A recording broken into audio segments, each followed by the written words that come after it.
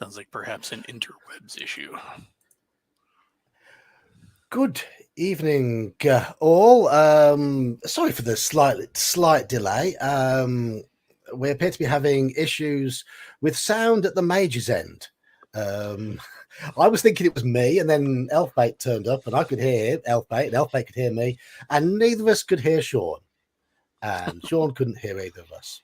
So it turns out it wasn't me. So when I was coming out in and out of my browser, yeah, that was a bit of a red herring. So while the Mage sorts things out, I will say hello to Elfbait. Hey. Hello. And hello, as we say to Sean, but he can't hear us. Hello. And hello to everyone who's in chat. I do apologise for the slight delay. We've got El Echo Halakar, Ian, RW Bishop, Daniel, Shadow and Sun, Omanal. See, I can see Mage is there. Look, Mage is there, blaming it on me. Well, yeah. Slan's lurking in chat. Who else we got in chat? Ranger Lemure's in chat. And Crafting Gamers in chat. Mage has disappeared. Let's see if he can work his magic. What spell I'll respond does he to do? him in the actual chat comments, not the StreamYards, just in case he can't see StreamYards for whatever reason. What does he need to cast in order to summon up his internet? Internet. What spell would a mage cast to sort this out? Clairvoyance. Clairvoyance? Message? Divinity, I don't know. Divination.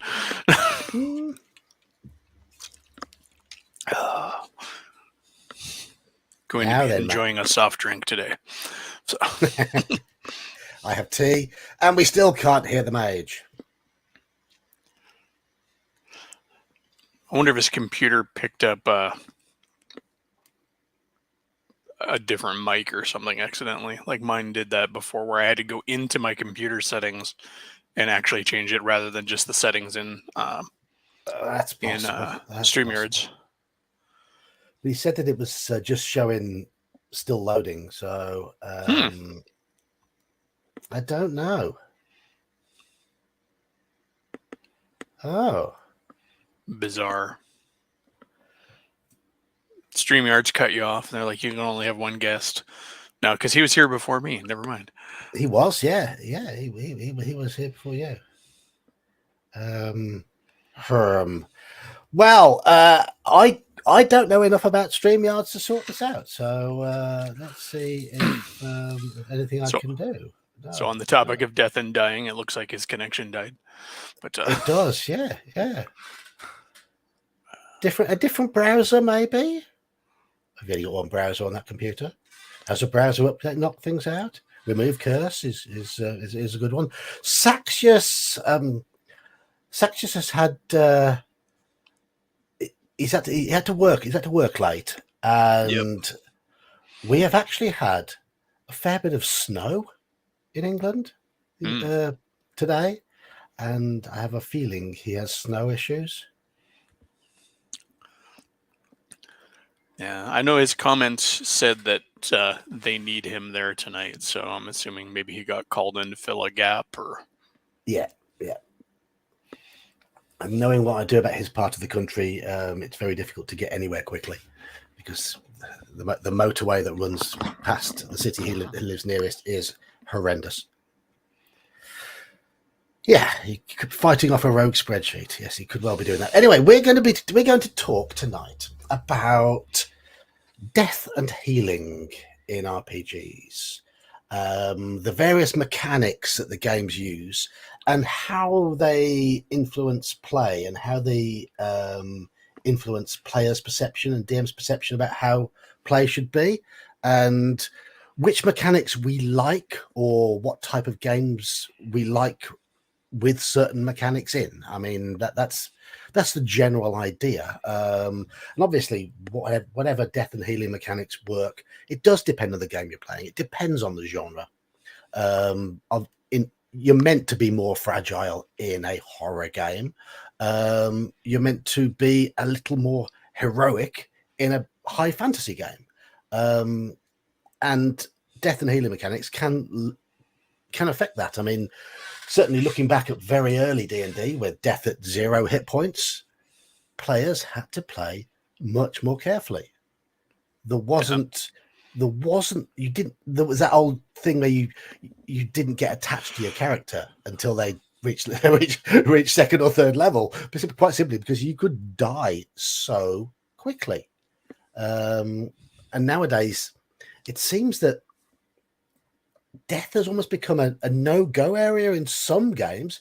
It depends what the group's like, but I've seen some players report that, oh, my DM's killed me, I didn't expect that, blah blah blah, whatever. And there is something I'm going to come to. I saw on a very bizarre Twitter thread a long time ago, but I'll bring that later. But there seems to be a different perception, a different expectation. Do we have a working mage now? We do. Can you hear me? Hey, yes. Yes. Did you suss out the problem? I didn't suss out the problem. I switched to a different computer. Right. That will also do right. it. So I'm going to give myself a headache because I have you guys on my laptop right in front of my desktop, and the screens are different. So looking at one or the other. Well, didn't you give yourself a headache on Friday? No, because I had it separate. Oh yeah, well, the booze, yes. Yeah. Funny story about that, because we had a couple of toasts at the end there, and that's when I had the majority of the alcohol, and I overestimated how much I was putting into that glass. What I thought was 2 or 3 shots was actually 5 or 6. And, it's because you felt sorry for the rest of us because your character had survived the entire game and you hadn't had to down anything during the game. So yeah, and then you threw back a good 3 fingers of whiskey at the end. Yeah, like I said, because of the size of the glass, that 3 fingers was a little more than 3 fingers. So yeah, I was buzzing that night. You joined us. I may or may not have sent some drunk texts to some lady friends who got a kick out of that. It's like, oh, you're drunk, are you? Yes. But anyway. Glad to see you back in. I'll remove your comment now because it wasn't me having connection issues. Well, we didn't know that at the time. Now, did we? We didn't know that at the time. And you are usually the one with the connection issues. I am. Yeah. Right. So let's go back. Elfbait, you started out with basic D&D. Basic AD&D mashup. Yeah. Okay. Did you play Death at 0 or Death at -10? My oldest memories are of playing till -10. We may have played to 0 at one point, but it does not stand out as in anything I remember doing specifically. -10 is really where I remember us always playing to. And I can't even remember where we got that. I think we may have actually just picked it up off of one of the older gamers in our circle. It's in the first edition Dungeon Master's Guide. Yeah, but we were kind of playing a weird mashup back then. But I can't, like I said, I can't put a finger on it because that was such a whirl of weird influences on our gaming as it is. So. And Mage, I know you're running OSC at the moment with Death at 0. Have you dabbled with Death at -10 in versions of D&D before? Oh yeah. My AD&D game, I run the Death's Door option. When I ran Second Ed, I always did that. When I started with BECME, no, we played it. We played it by the book. Well, at least that aspect of it.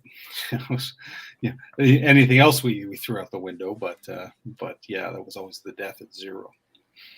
I mean, we started playing Death at 0. Then we heard about Death at -10 and we played it, but we didn't play it properly. I mean, by the book, if you're struck straight to -4 or lower, you're meant to be dead. You're dead. Yeah. We never read that bit. we just said you die at -10, and you're I bleeding started from using it 0 with downwards. second. I started using it with second ed, and in second ed, that's not the case. It's you're Yeah. dead at -10. And yeah, with AD&D, I started adopting it the way it's written in AD&D. You can get up to -3, and then beyond that, you're toast. Right. I mean, even my more recent campaign I ran, I didn't run that properly, and that's simply I hadn't reread the death rules properly when I was running the game. We just played dead at -10, but we did play the slow healing and the need for recovery if you're knocked below 0, because, of course, with that -10 system, if you were knocked below 0 and you recovered, you weren't getting straight back into the game. No, you had to convalesce for a week. Yeah. I do remember that. And looking at the publication date for DMG, it's very possible that it did come from the DMG, because I know that as soon as they came out, somebody in our group had the AD&D books in hand. So Right. So with certainly one of the more contentious parts of newer D&D for a lot of us older gamers are the death mechanics. I know a lot of younger gamers and people who like the style that 5e produces. I know a lot of people who do like it, but I personally find the death and healing mechanics a little bit permissive. Yeah, it's not so much permissive. It's by the book. It's the up down nature of combat. The fact that 0 has only really one consequence, and that you're temporarily out of the combat, because there's so many means of getting characters back into the combat quickly. So you end up having what I described as whack-a-mole combat. Characters going up and down and up and down. And that was one thing that I had to, when I came back to running 5th edition not all that long ago, I had to remove that effect in order to feel as if I even wanted to run the game, because I felt so strongly about characters being up and down, in and out of combat. It just felt like there wasn't enough of a drawback for hitting 0. I put in some drawbacks as well. For the very reason you state, the whack-a-mole just takes the fun out of it, takes the stakes out of it. And yeah, it's just a matter of making some tweaks. And in my case, I say if you've gone down into 0, if you've gone down to death saves, and you get up. Let's say you managed to get up, somebody's cast that healing on you, and you're up without any death save failures. Then you still need everything you do 100% is at disadvantage until you take a short rest, because you've just had your bell rung, right? If you have death saves, then they linger. They don't go away. They linger until you remove them using a full rest. In which case, and while you have a death save on your record, everything you do is at disadvantage. So there are consequences to getting up. You could still whack-a-mole it, but your consequences are greater than mine. I removed all range healing, so healing word doesn't exist. Right. And if you get knocked down to 0, you get a level of exhaustion. Right. And there's no sort of keeping track of your death saves. They get reset.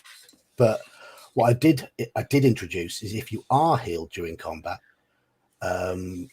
you stand up, you've got a level of exhaustion, and you are stunned for a round, so you can't act in the first round you're brought back up. That's as far as I took it, but that was enough to almost take away in combat healing from 0 completely. People stopped considering it, so it removed that influence on the way the game was played. And that's just it. All you got to do is put something there to curb the easy access to healing and the jump right back up. Elfbait, they I were know you. so quick to make the game more heroic that they kind of overcompensated, I think. Yeah, I know you're more sympathetic towards 5e than a lot of the rest of us, but I mean, what's Oh, your I still general hate the feelings? death and healing mechanics. I mean, sympathetic or not, I just, I've played superhero games that were more deadly and Yeah. dangerous than 5e. So, in Right. fact, most of them are. So, to me, it really stands out as, yeah, I don't like the whack-a-mole thing, and I don't tend to try to not play with that these days because it's just not worth my time with the group I have.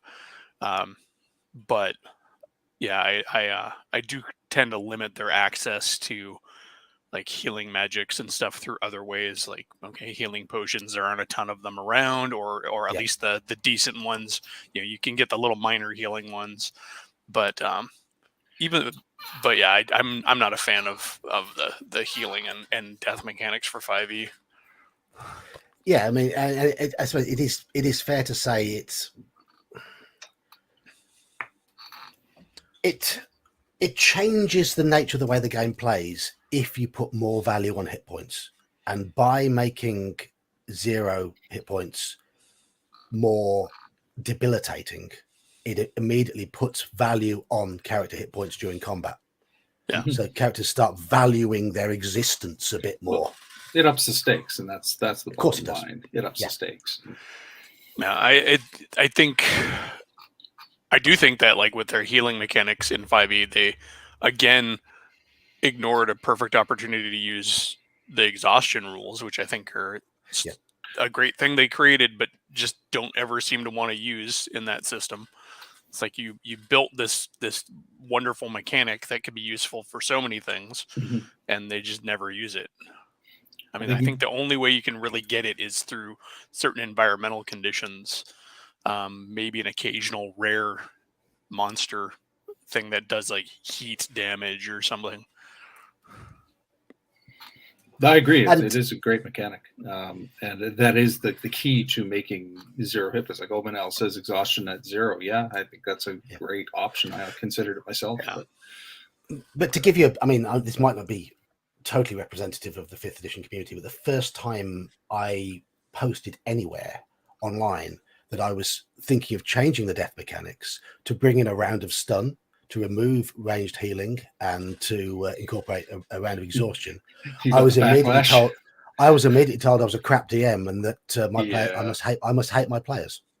That's the first thing I was told. I believe that. Last year I put out a little post because I was, or no, 2 years ago I was put out a post on N World talking about, hey, I'm thinking about eliminating cantrips. It's like what's everybody's experience with restricting cantrips instead of being unlimited? And some idiot comes in and says, "What are you gonna limit the sword swings of a fighter now?"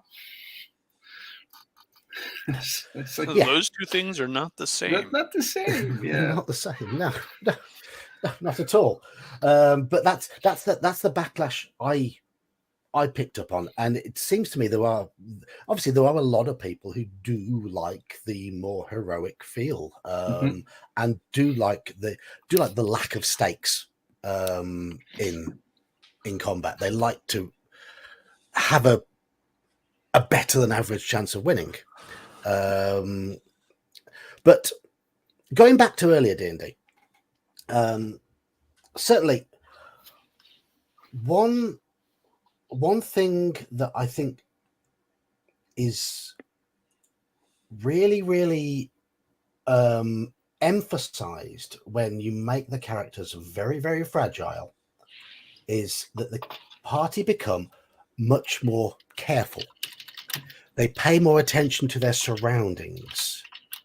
And not so much the characters paying so much attention to the surroundings, that's assumed, but the players themselves pay much more attention to the surroundings. And I find they become more creative with often the more mundane side of the game. They use mundane equipment more creatively. They think about more creative solutions to problems when death is a simple D20 roll away. And I think that having that fragility really sort of fosters that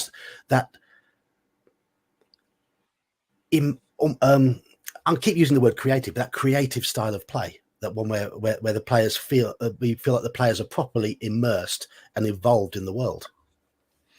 Yeah, I think stakes are always important, and one of the easiest and most direct ways to put stakes in the game is through character vulnerability, character lethality.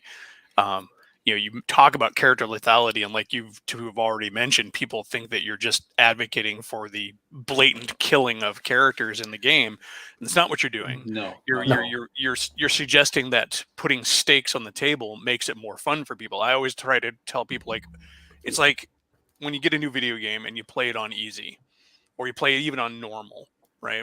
You expect a certain lack of difficulty, a lack of enjoyment. But if you start, once you get through that and you start playing on hard, you find that maybe a lot of those games are more entertaining, more fun than they were when, you were playing on those lower difficulty levels. Or if you play like a roguelike as opposed to some just, pick up at your last save type of a game, you really pay more attention. Like you're saying, you pay more attention while you're playing, because every last little thing can kill you. You can't just hand wave paying attention to the details, what the DM is saying, listening at the table. It just makes people better players in my experience. If there's no stakes, people tune out until it's their turn to roll dice. Yeah. I mean, it's not always the case. I mean, my players, No. even my 5e game, are pretty good, but it definitely facilitates that way of thinking. I mean, you're talking the video games, like I like hardcore games. I played Diablo 3 and there's the hardcore mode. That's the first thing I do is get the hardcore mode, turn it on. So if your character dies, it's dead. There's no save point. There's no nothing. And it just makes it that much more interesting. Of course, I yell profanity at the screen when I do die, but it makes the game more rewarding. Yeah, but you come back for more. And that's, I think, what a lot of people also forget about those games. Yes, my character died, and I had to make a new character, but we always made a new character. I've only seen one person in all of my years of playing old school and new school. I've actually seen more people rage quit new school gaming than I have old school gaming. I've only seen one person back in the day just leave and stop playing, at least with us, because their character died. But they were going to do that regardless. They were probably just something else would have triggered them eventually. Yeah, but with newer players, there's so many things, including death, that will have them cause them to back out. And I think a lot of it can go to the story, the whole story-based adventuring versus D&D as a game. I think the hit points and the death and lethality is much more gamist in a lot of senses than modern D&D players at least are wanting to consider. So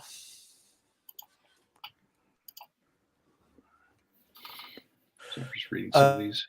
I'm already having one, so I'm hoping you'll hear me okay. But so it's fair to say that the modern mechanics tap into the pick up and put down and pick up and put down short-term sort of approach of the less serious gamer. They want gaming to be obviously more accessible, and we're hardcore gaming nerds. So we've been through all the trials and tribulations of various games. We've learned new systems. My internet connection is still and with the current crop, the current era, there does appear to be a very sort of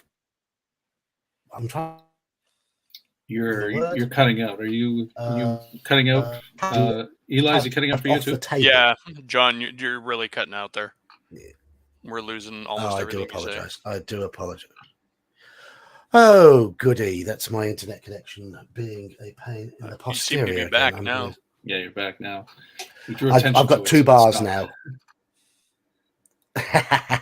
Right.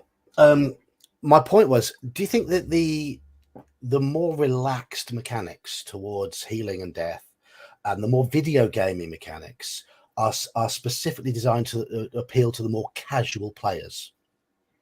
I'd probably say yes. Yeah. They don't want people rage quitting the game, right? Yeah, I you know, and you know that goes hand in hand with a lot of, I think, the stuff that you were kind of alluding to earlier, John, where uh, you know, the thoughts that you don't kill a player's character without talking to them first and deciding on a Yeah. dramatic time for it to happen, and it has to be a story beat. And of course, you know, us three and people who've been playing since us understand that that is the story beat. How Yes. many people? How many people do you know who tell amazing stories about the suck of D&D versus amazing stories about the cool crazy Yeah. stuff? I have more amazing fun stories about character death and getting into bad spots than I do about, remember that time where we just, you know, easy moded the entire dungeon and it was awesome? No, that just doesn't happen. No. Oh, And but when it does, well, it's memorable. Yeah. when I think back of our Shadow of you've the earned Demon it. Lord game with Saxius on a Thursday night, the thing I still remember most is Gingerbeard's character climbing into his own grave and telling us to bury him Because he was dead. because he thought he was dead. Yeah. Because he thought he was dead. Yes, and that will stick with me. And that character, I think he played that character for a total of 1.5 sessions, maybe 2 sessions. Yeah. But it doesn't matter. It really, I might even just been 1 session. It doesn't matter. Because that moment was so funny, so unusual, and it was the death of a character, and it really stood out. It really stood out. Yeah. I also think that if you can get comfortable with character death or the possibility of character death in your games, you're more likely to play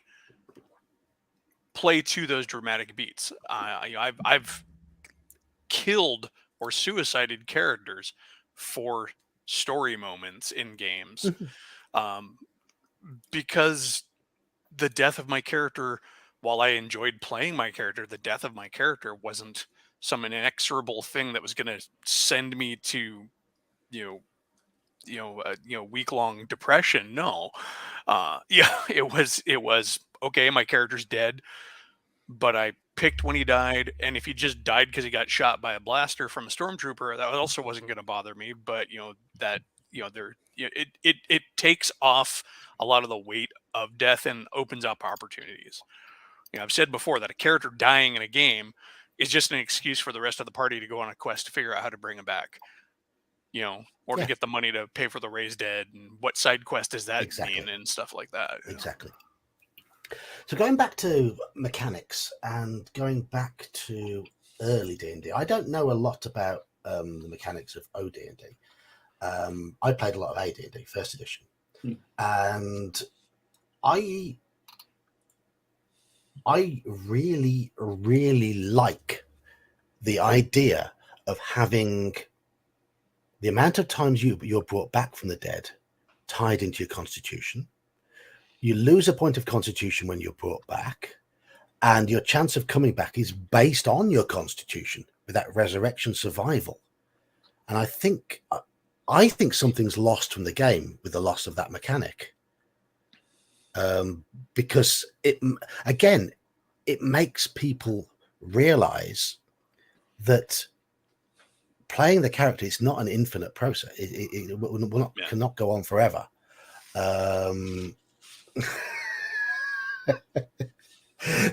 I've just noticed Slan here. I'm just gonna right. Slan has warned me he's going to rage quit if Presley, that's his character in Reign of Terror, dies or goes insane, or both. Now, Slan already knows this. In order to rid the world of the curse, then somebody who has heard a certain piece of music must be sacrificed by a blade that is imbued with a certain symbol. That symbol is on the guillotine in Paris. Slan is the only living person who has heard that piece of music. His character. So either Paris is destroyed, at least how it stands at the moment, either Paris is destroyed or his character goes to the guillotine. Can't he hum it for other people, and then other people will have heard the tune? Well, Did you just base it Or did I just ruin something? Did you just base the Call of Cthulhu campaign on the funniest joke ever told from Monty Python? Well, no, the writers of the campaign might. But no, so that's just a little. So where was I talking about? Mechanics. The mechanics, and the whole resurrection, survival, and loss of constitution, and the fact that your constitution is a finite pool, and it will have you be getting weaker as the game goes on every time you die. I think that is something that the bookkeeping of it is a bit of a pain, but it's. As I say, I like that though, because I mean, honestly, it allows there to be a way to come back from the dead and stuff like that. Yeah. But it doesn't cheapen it. So yeah, there's a cost, and not even getting into things like system shock and all of that. So.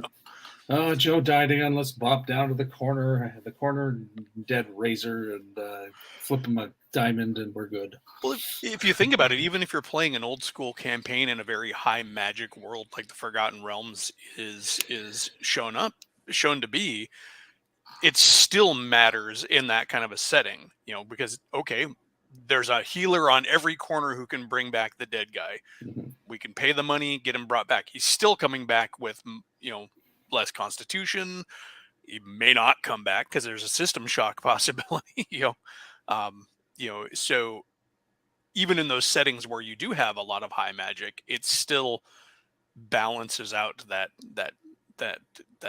you still don't have that whack-a-mole. You have that death still means something, and it's still costly no matter what.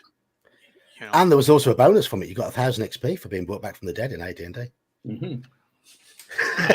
I missed that one too. I've had players who have leveled up because of that. Yay! I gotta die more often.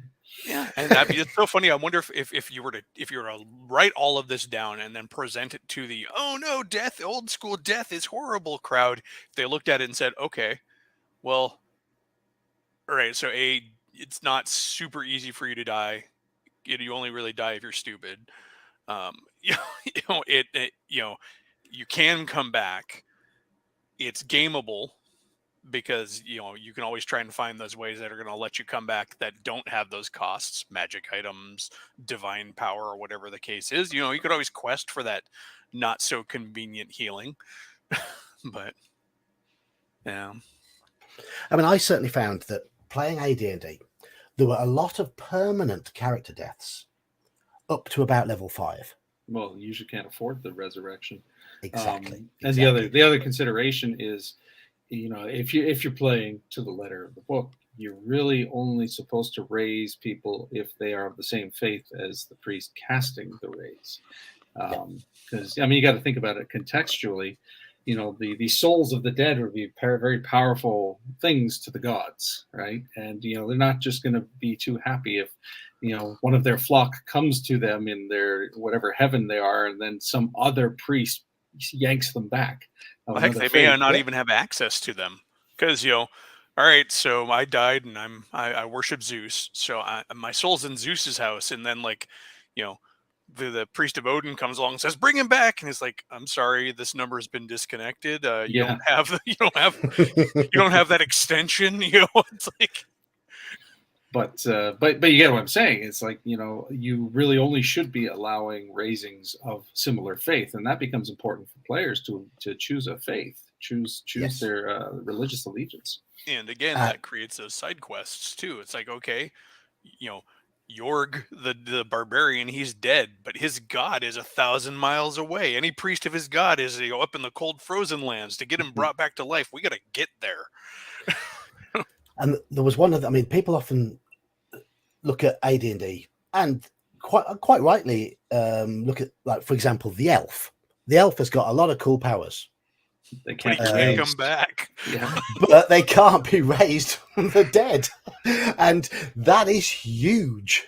That's why you don't get a lot of powerful elves in the world, because being with elves, the elves can't come back only by very, very specific ways, is absolutely enormous. Yeah, did they just explain that basically in kind of Tolkien-esque? They decided to move on. Their soul is off in the Grey Havens or whatever. Probably. No, their But- spirit is recycled.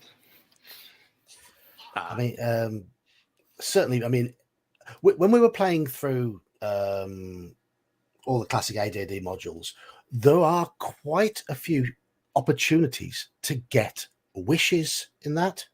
Mhm. And my party, who went through those modules, used almost every wish they ever found to bring dead elf characters back. And I was absolutely fine with that. Yeah, it's a I good was use of it. absolutely fine with that, because Hey, if you're going to they- hold on to wishes and use them specifically for that, first of all, bonus points for having self-control. Yeah. Because a wish is like, I wish for an extra point of strength.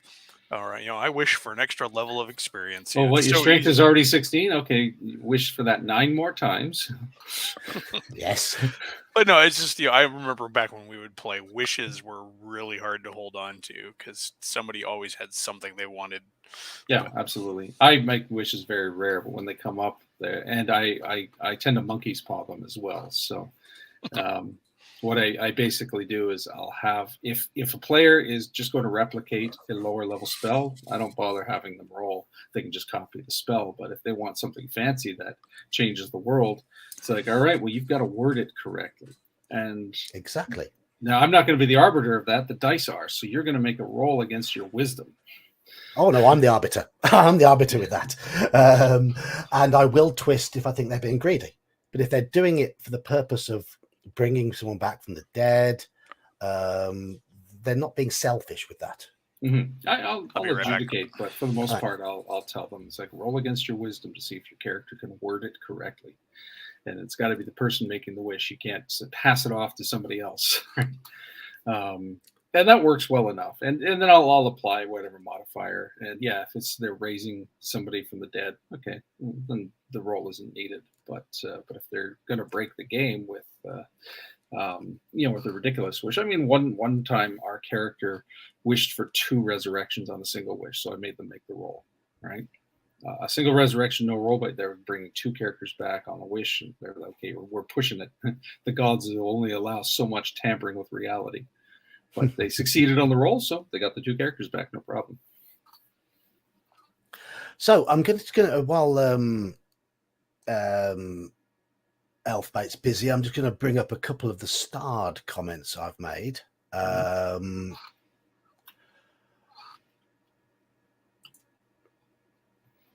Slan said a character should have major scars for every time they go below 0 hit points. That's good for flavor. I mean, It's good for flavor, yes, yeah.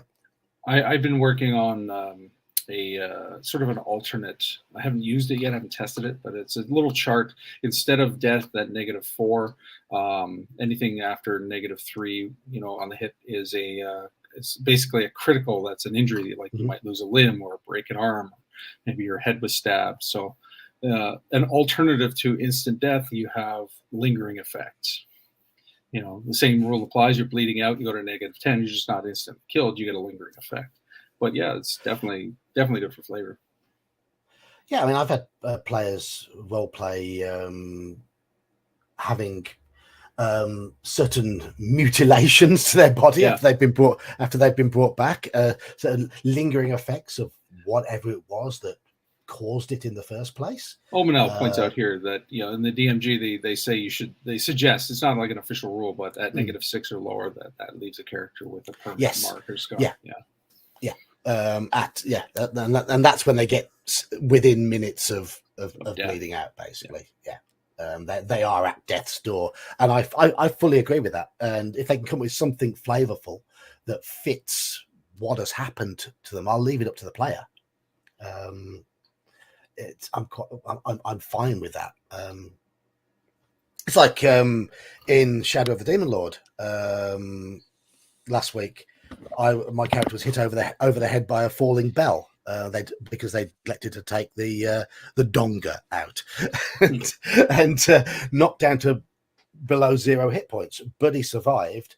And I suggested, because I'd been licking the barn beforehand and got splinters in my tongue, and my tongue was all swollen, I suggested my tongue was probably out when the bell came down, and I've now bitten off my tongue. Yeah. I've bitten off my tongue and I can't speak properly. So I spent the last 30 minutes of that session annoying my wife, who was trying to go to sleep, by going while I was trying to communicate. I was going to lick anything and clean it with my tongue. So yeah, but and I will continue that. I will continue with that tomorrow night. Saxius, if you are listening to this, you are forewarned. This will continue. And I like those sort of effects. So what did we move on to while I was gone in my brief death? Like so many 5e characters. But a few of the starred comments. I mean, things like major scars here for when characters go below 0 hit points. Which, yes, it's an opportunity to add a bit of flavor. And yeah, I know that when Grumpy and I had been talking about it on, I think over on my Discord, I brought up one thing I'd read some point where they replaced death saves at 0 with taking levels of exhaustion each turn, which I thought was kind of cool because it gave you a dramatic, I'm losing my will, but I can still fight on kind of a thing. And because exhaustion is so dire.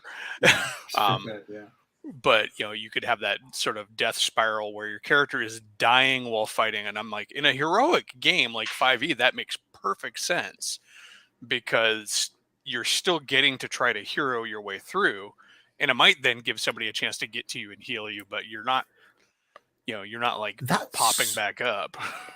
A version of that existed in first edition with the Cavalier.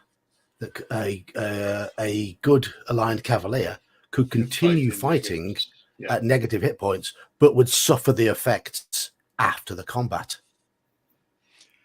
That rings true because, like I said, I played a lot of Cavaliers, but it's been a while, and I do recall my Cavalier fighting and just fighting and fighting until the combat was over, and then just collapsing. So yes, yeah, and yeah, I mean that sort of effect is good. I'd be quite happy to play with that type of thing. I actually like that. And here's how I do it for 5th ed. I might even implement it in my game is you go to 0 hit points, assuming it doesn't kill you outright, of course. Yeah.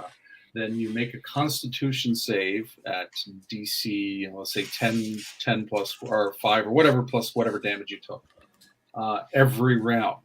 And if you fail, you're out and doing the death saves as normal. If you succeed, you get to fight, as you say, and take a level of exhaustion for every success, or you've pushed beyond death's door. Yeah, it seemed like a really good way to keep the game flowing, which is one of the big complaints people have of death at 0 or quick death. But at the same time, let them feel heroic, because who doesn't want to like fight through your death throes? And we see that all the time in movies. Yeah, exactly. You're fighting to your last. I mean, and of course, remember that nifty scene in RoboCop where he's getting shot by everybody. And he's like, do. Yeah. And of course, if the more you push, the more likely you are to suffer greater and greater wounds during combat. And it's just going to get worse and worse and worse. And that does actually, it is that hero being worn down.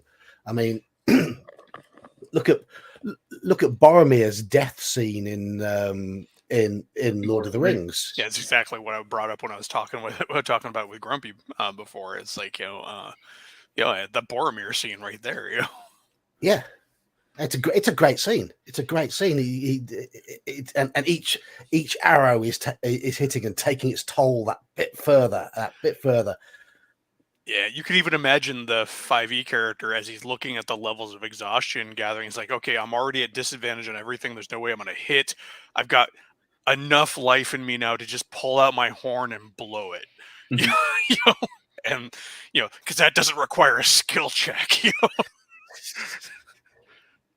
But it puts that, it's a way to play the heroism up without like making it just silly. Right. There are consequences. The key thing is consequences. Yeah, again, Yes. the exhaustion mechanic completely ignored, and Yeah, Yeah. which is one of the better things out of 5th edition. I agree. Yeah. It's often said that a lot of the complaints that people have about 5th edition is simply because the best bits of the Dungeon Master's Guide with all these optional rules just don't get ignored. they just get ignored. Yeah. And Shadow if you- said Okay. said earlier, do you think the problem is mainly with newer players and systems, or DMs not wanting their players to quit if their character dies? I think this might be an issue if you have the casual player. Yeah, I think it's a symptom of casual play. It's not the Yeah. cause.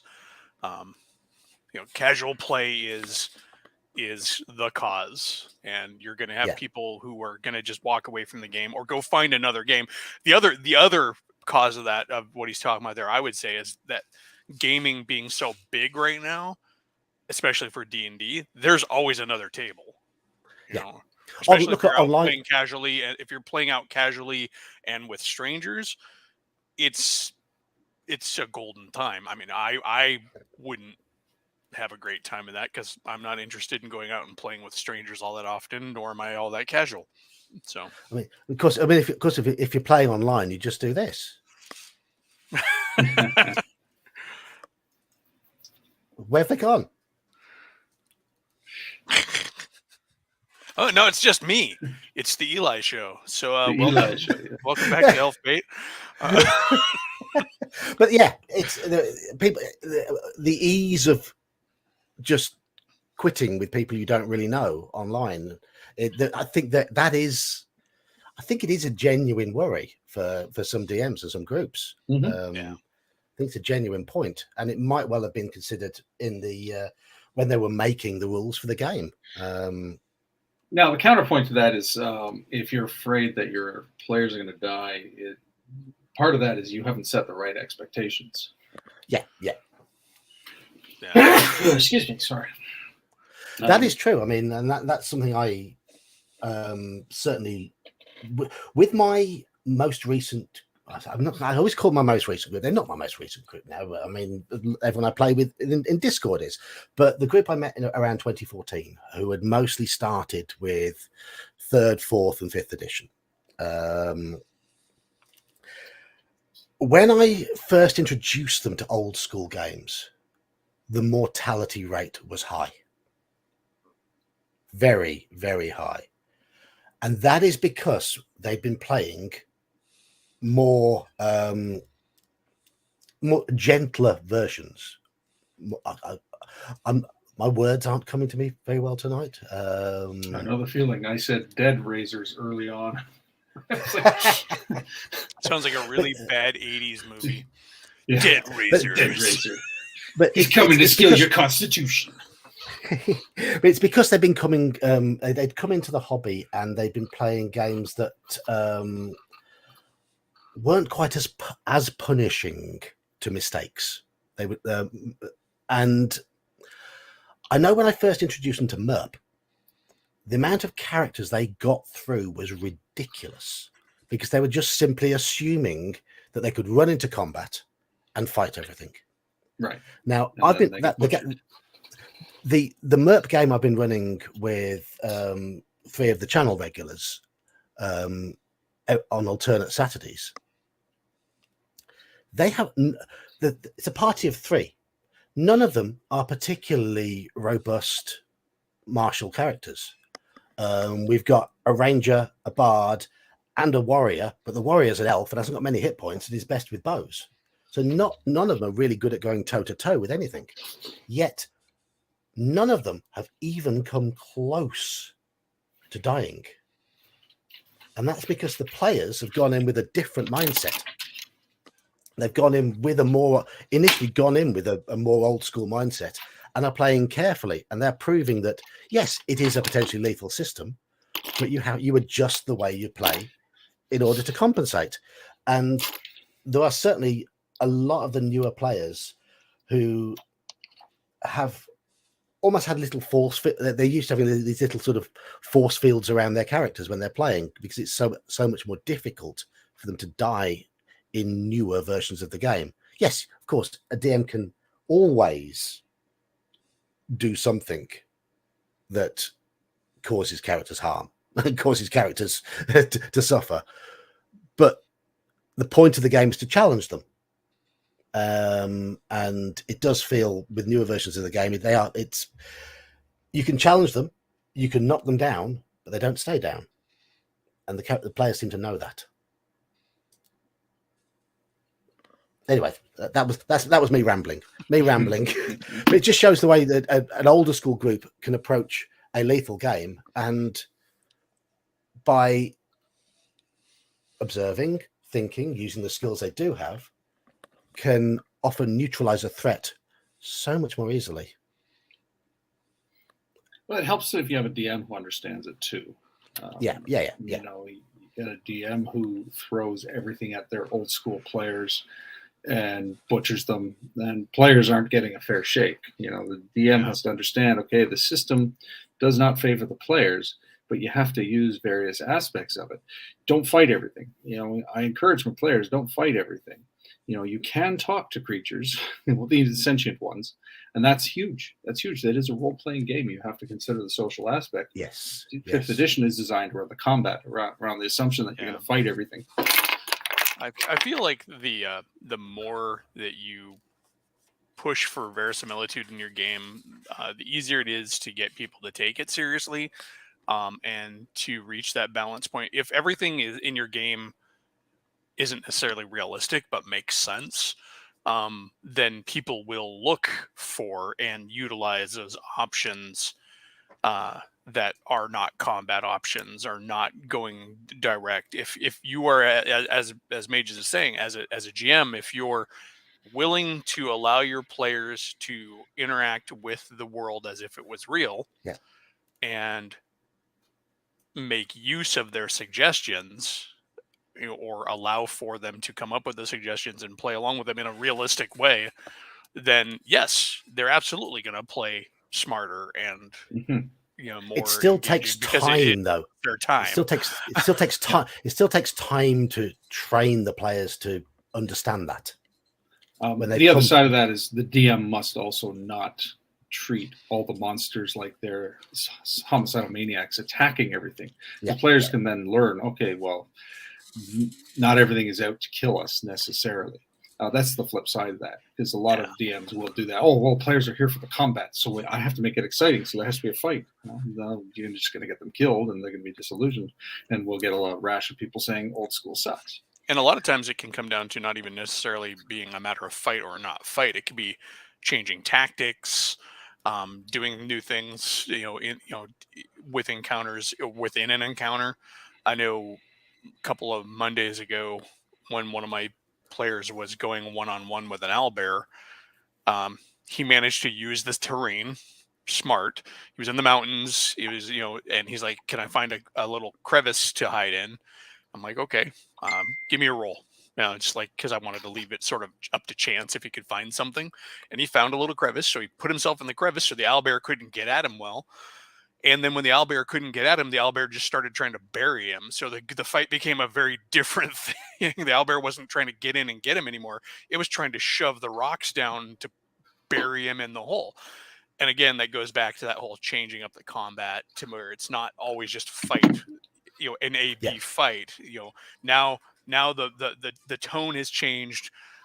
It signals to the players, I think, that the world is about options and differences, and it's not always necessarily about a fight or avoiding a fight. Even it can be about as a DM. I mean, there are plenty of ways of portraying that.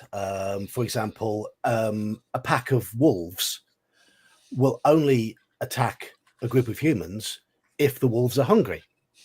So you mention in the description of the wolves that some of them appear to be emaciated. You drop in these little hints that the reason why the wolves are here attacking you is they are hungry. And with new players, I do this to almost prompt them to say, okay, you can avoid combat by offering them some food. Or sometimes maybe even the intro to that combat is, a lot of people, misread. This is another perception of old versus new, and we may be going way off target here, but the misconception about random encounters being something that you would just automatically have to fight. Okay, I've now rolled 2d6 wolves. Crap, the party's surrounded by 10 wolves. So, and it happens while they're camping. Okay, so instead of the wolves bust out of the woods and start chewing on you, it's like you start to hear something rustle in the trees, and you start to see eye shine, along at the edge of your campfire light, and you slowly notice that you're being circled by a bunch of hungry-looking wolves. They were attracted by the scent of whatever you're cooking on the fire, or just the fact that they know people are there. There's not a fight there, and then of course, like you're saying, that could go. Players might ask questions, or they might just immediately get it that they're hungry, so they're going to offer food, and then they don't have to fight 2d6 wolves. And then how are animals likely to react when their meal fights back? Mm-hmm. They're more likely to go and try and find an easier meal. Yeah, because it's all about conservation of energy. Yes. Ian McDonald makes a point here that RPGs are fundamentally about risk versus reward. They are, yeah. Hello, Omen. Hello, Omen. Yeah, that is completely true. And there is a shift, certainly, in gaming expectations of lower risk, more reward, but different types of reward. I'm gonna. I know Shadow's brought this up here. I think part of the problem is that we talk about casual players, but we talk really about almost uninterested players that you're trying to get in the game initially, and you don't want to scare them away. And I think that's the part of the problem that comes into it, and then it sort of self-reinforces. Whereas people that really want to play, if you tell them, "Hey, it's going to be deadly, your character's going to die," it's like Elfbait was talking about. If you set the expectations early, people are okay with it. And I think that's some of it. And I'm not trying to knock it, but we can all talk about Hogwarts Legacy. Yeah. But obviously, Harry Potter is very strong, and that's what a lot of people want to play. By caters towards that type of gameplay. Whereas if you look at us for the age group, we grew up on Conan and John Carter and Elric and some of these others where main characters died left and right.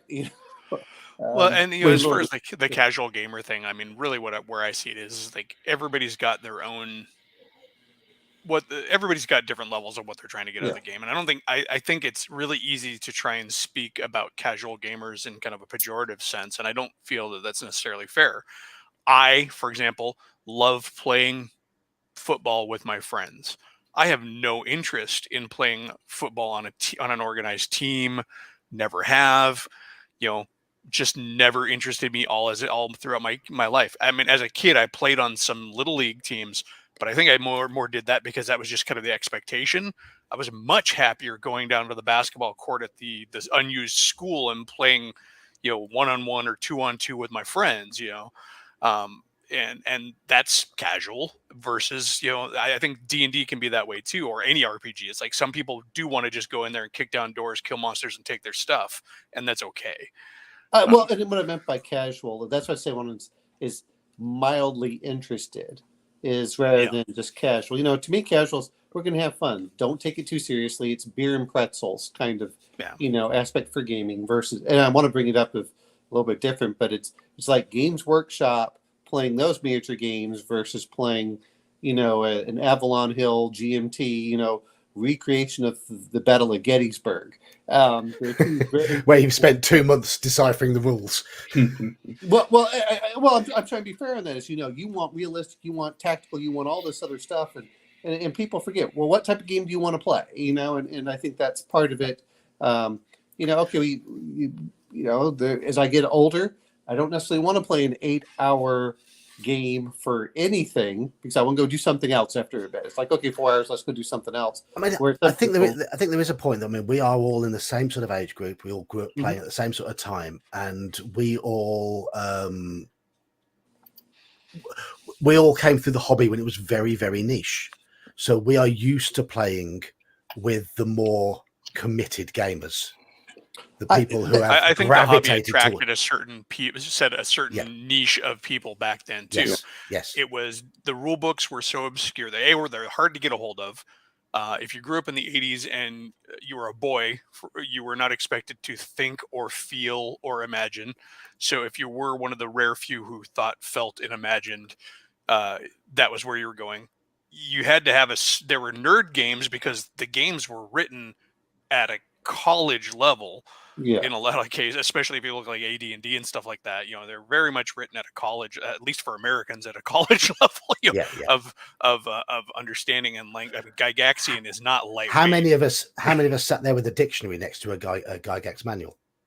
Well, but you know what? I want to bring or just went along mispronouncing chaotic because you didn't know what chaotic was because you were 8.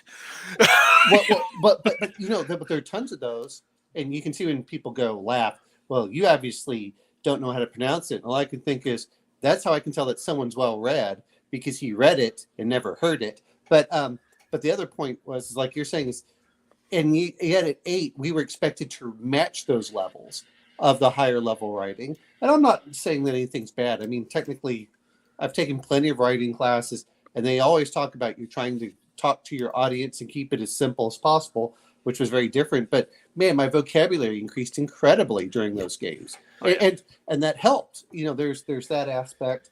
It encouraged you to read other books. But I think, and what I've learned is, I think the literature is a big difference between what we grew up with as a kid and what's popular. And what the younger generations are. That said, I still think people want excitement because we're talking about death. I can pull out an Alien game and I can get guys that are half my age or less, and they'll be like, "Yeah, let's go play this." And and what is the death mechanic in that one? As soon as you hit 0 health and you start off with like 5 health, and a lot of wounds do up to 10. Then you start taking damage every time you hit 0. And I think the Warhammer Fantasy Roleplay does the same thing. It causes your characters to become much more cautious. You start acting like real human beings where you're not going to get into a fight unless you really skew it into your advantage. Same with Call of Cthulhu, where if you take lots and lots of small hits to knock you down to 0, you're unconscious. You're not going to die. However, if you take a single hit that is half your hit points or more, that is a major wound.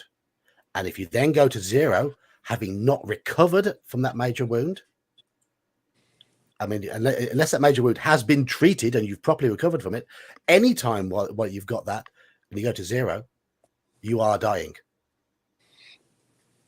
And I think that's, and how do I want to put this other part is, we're talking about scars. There wasn't really an official rule. They put a lot of stuff in Dragon Magazine and stuff for that. Mm-hmm.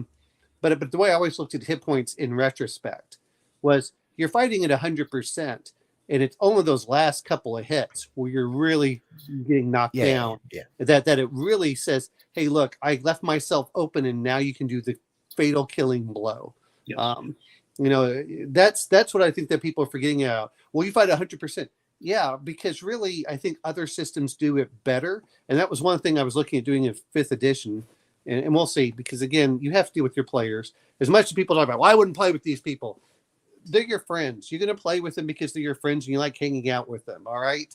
To say, well, I wouldn't have friends like that. Well, that's kind of a really narrow, aspect of life. No, I'll play with the people. I mean, it may not be my favorite system, but I still like hanging out with my friends for whatever.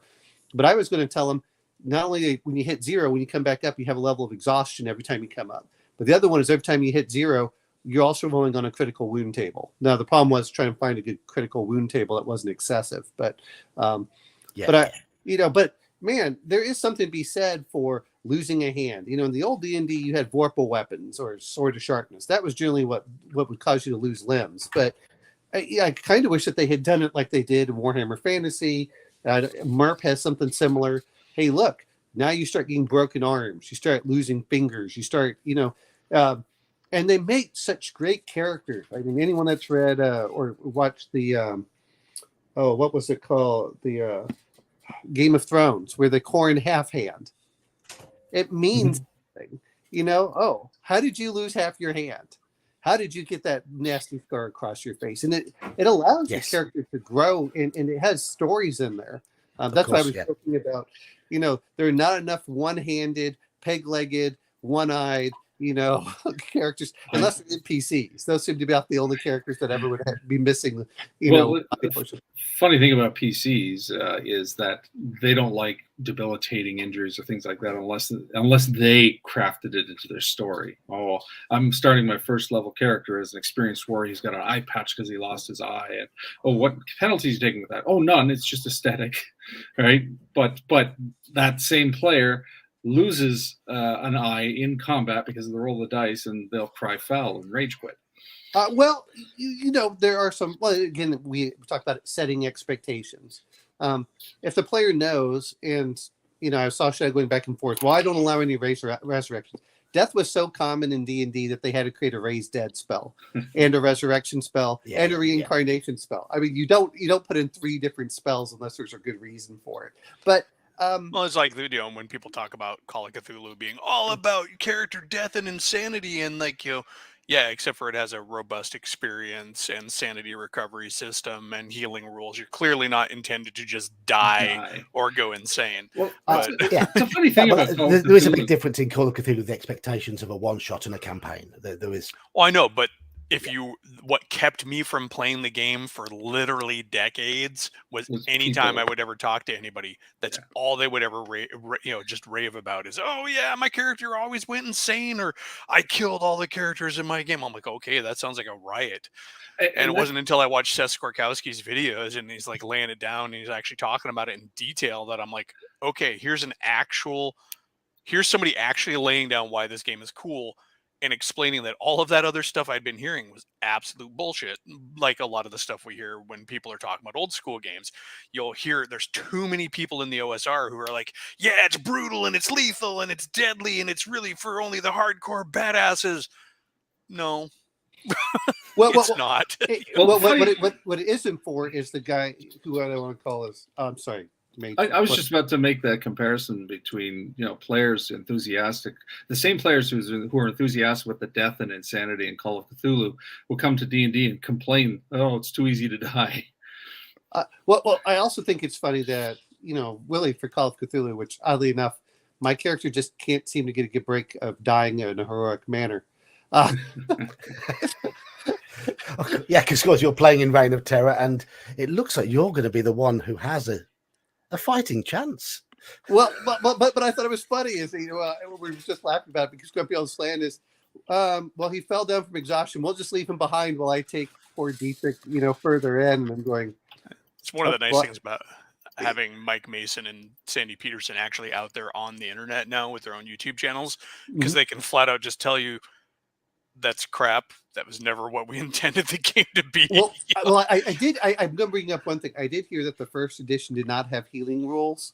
And so some players or some DMs just thought that the characters weren't supposed to make it out past the first adventure.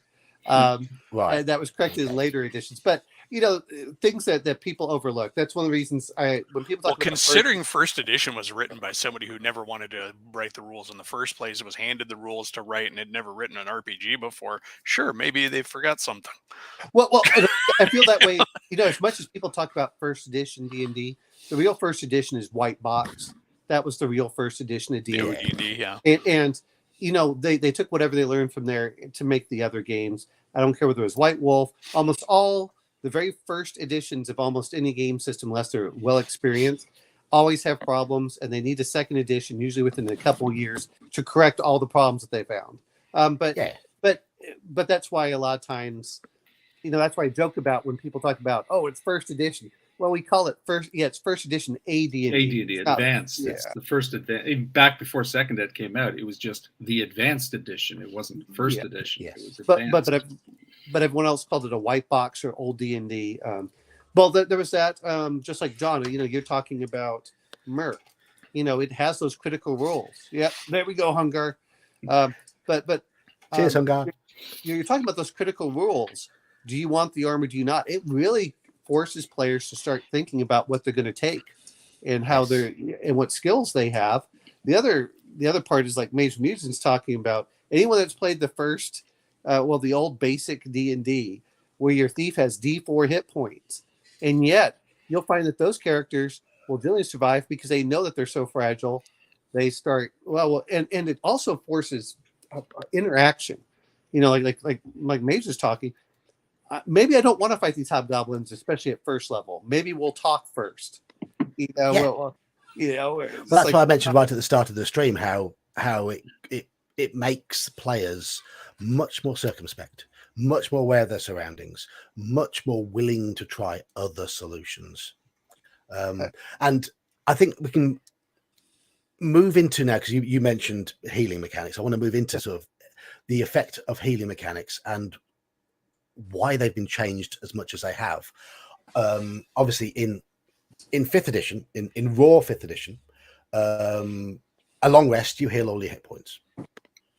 A long rest, you shake off a lot of curses, a lot of things that have happened.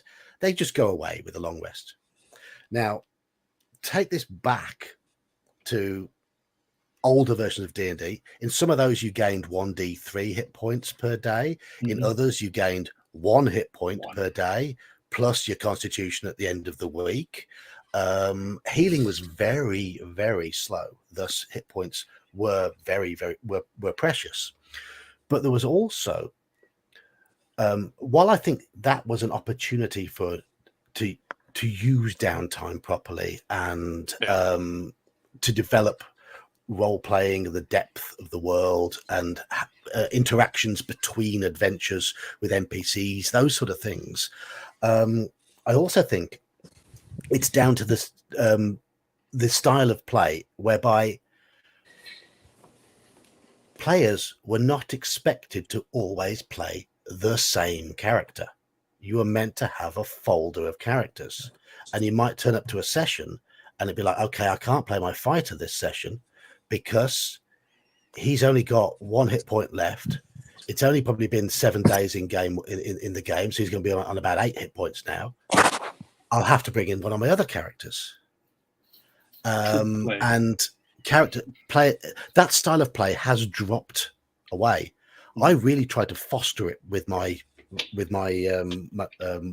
recent group, and it took a long time for them to get around the idea that they'd be swapping in characters in and out and developing characters as backups along the way, that they could bring in a lower level character with a higher level party to help develop that character, and to have a little folder with 3 or 4 characters in of different types. That it didn't always have to be the same party. Yeah, I think it's easier to get people to sign off on that though when characters are much easier to make. Yeah. Yes. Yeah, if it takes me, and if it's an actual ordeal for me to make a character, and of course I'm talking without digital tools, because making a 5th edition character is super easy if you have, you know, like D&D Beyond or something like that, which is a plus for modern technologies being used in games, you know, but at the same time, if you want people to have that casual approach to their characters, having character creation be more casual is essential. So. And you then have that slight conflict between basic D&D, where you could make a character in 5 minutes, and AD&D, which took a little bit longer because stat bonuses were different, because even though the purchasing of equipment and things like that was not as simple a process in AD&D. It was simple, but it was not as simple as it was in basic. And okay, character. I mean, you can make an AD&D character in 20 minutes. Well, but it's that said, is even look at the rolling for the attributes took longer than like basic with the original. Yes, it did. Yeah. Sorry. Yeah. I mean, all the steps took a little bit longer, but characters were in AD&D a little bit more survivable than in basic, because you had the -10 rule, because characters had larger hit dice generally, and I can't remember where I was going to go with my next, because you had a bit more access to healing, because clerics got healings. Clerics got more spells and sooner, so there was a bit more access to healing and protection, so characters could survive that little bit longer in AD&D. but not massively longer compared to modern games. Obviously, there is that it's all relative. It is all relative, and I will say to this day that the toughest edition to survive in was BX. BX and Beckme, they were both brutally difficult to get a character to second level unless you were very, very, very careful and with a degree of luck. I'm going to mention one other thing, though, because we're talking about healing there. The other aspect for that is it made you appreciate your third and fourth level characters a lot more because it was. Now, we can always talk about trash. And, as I got older, I'm like, look, I don't even want to go for first and second level characters. They weren't that much fun to play with initially once you really knew everything. We're talking about a little bit for different game systems, but healing, what is it? It was 1 hit point plus your constitution bonus, and after 30 days you healed everything. Now once you start getting into the healing skill, it was 1d3 a day if you were resting, and you had a healer in attendance, so that sped it up somewhat. But I think a lot of us also growing up is we did not go in the gaming clubs like Gary Gygax had at the time. Hey, you show up tonight, we play. And it doesn't matter who's there. Yeah. And we didn't have that aspect. Yeah, the closest I had was 3 gaming groups that lived within biking distance in the same general neighborhood. We were still far away from each other. We didn't have like a club like you're talking about, but yeah, you just didn't have that. And I'm going to respond to Ian's comment here. Yes, 20 minutes is fine. Certainly for me, but it's 20 minutes for me because I know all the rules and I know my way around the book. I will say my most recent group, none of them, I think only one of them owned a player's handbook, a first edition player's handbook. They used my stuff, and that was partly intentional because I didn't want them to really get into the mechanics, because I think that at the point where players get into the mechanics of the game, you do lose a little bit of creativity. So they were playing in a very creative, very team orientated manner, and very non-power gamey because they didn't know the rules. And John, so you know, sorry, Hungar just gifted a bunch of memberships. Oh, thank you, Hungar. Thank you very much indeed, Hungar. As I say, I can't see those in StreamYard. Only those in YouTube can see that. But make sure, if you haven't already, that your YouTube account is set to be allowed to receive gifts from the channel. Otherwise, you might miss out. So I'm going to mention. I'm going to mention.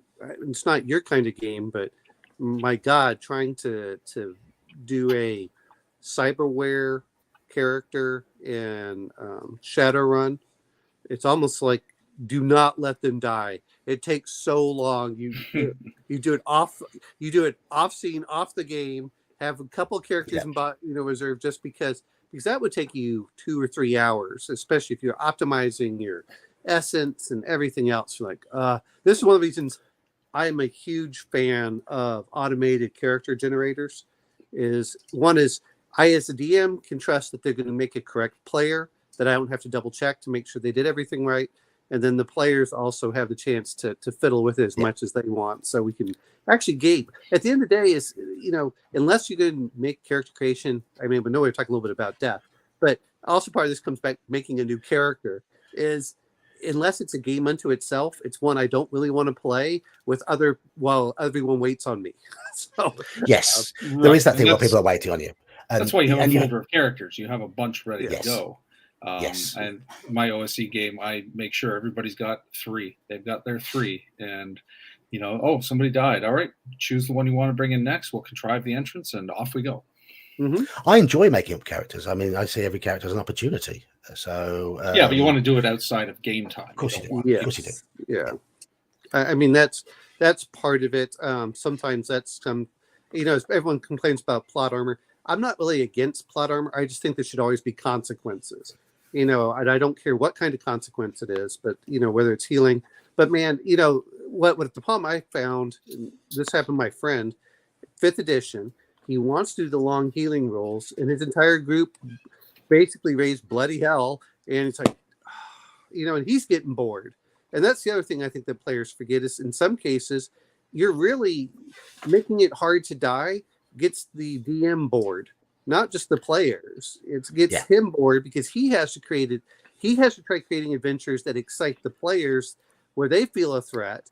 But in the meantime, he's getting burned out because it's a lot of work.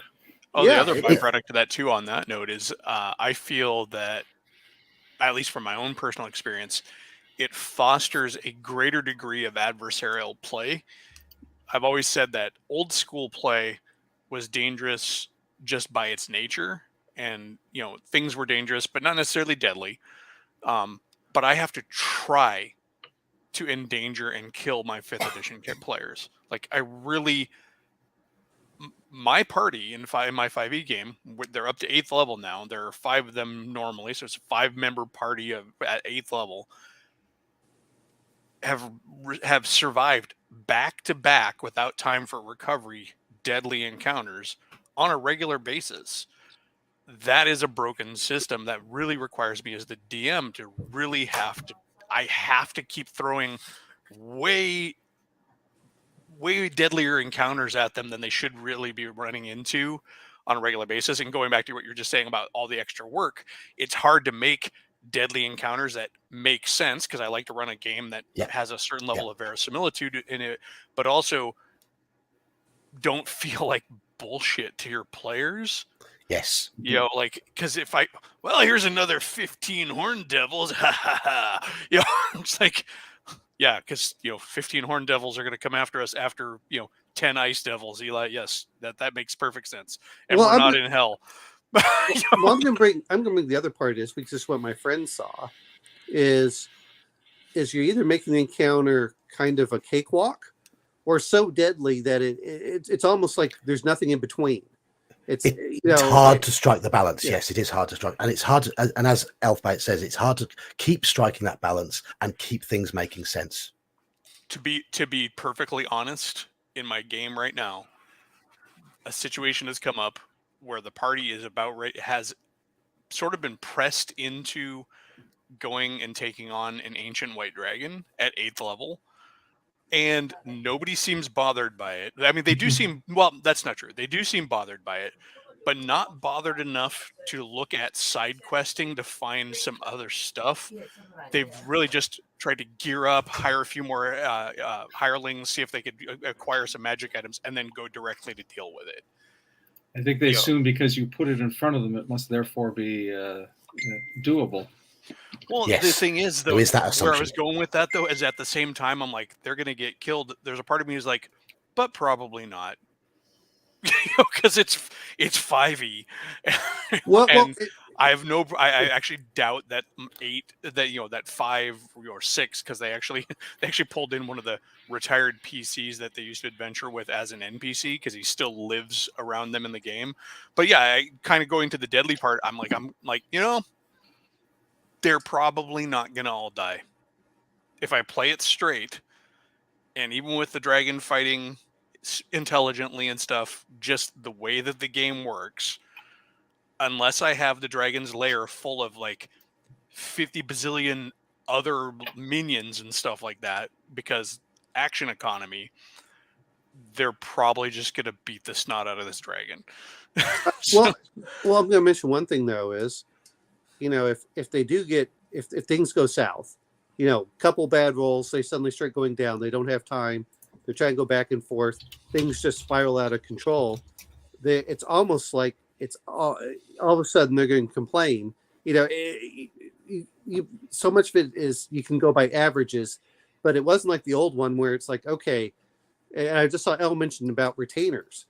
We talk about death, but in some cases, the players weren't the ones dying. Their retainers were counting as extra hit points, or became a party aspect. Yes, and it adds that aspect, just like Elle's saying here, adds that aspect to lethality. I mean, more importantly, it's extra attacks. Those retainers are slingers. They're easily equipped for low money, and they do a lot of damage to enemies, soften them up before anybody has to engage in I melee. have to give my party credit for going and hiring 4 heavy footmen, recruiting a half ogre mercenary, and then going into the woods and getting their druid, their friend the druid, who used to be one of my game group before the night changed and he couldn't play anymore. They're like, "Can we recruit Bran?" I'm like, "I don't know, just as long as Edward's cool with you guys using his character."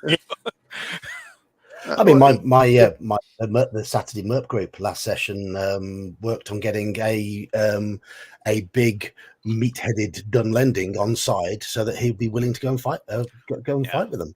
I mean, I do Because give them credit for looking at, like, the half ogre is a previously introduced NPC. He's like a blacksmith who was in the area, weaponsmith and stuff like that. So they went to him, and he's like, "Yeah, give me a full share of the treasure, and I'll go with you." a lot of games. I mean, I struggled to get my one group interested in the idea of retainers, and it wasn't until the Cavalier got a squire that they really started thinking about that sort of thing. But it is a bit of a wasted opportunity, because retainers can add to the depth of the world in terms of how people respond to how you treat your retainers. You can get to know them as worthwhile NPCs within the game, and they're an option as characters that can be developed and potentially taken on by players should characters die. Yeah, it was recently pointed out in somebody's read through of the DMG, a part where Gygax himself actually endorses them.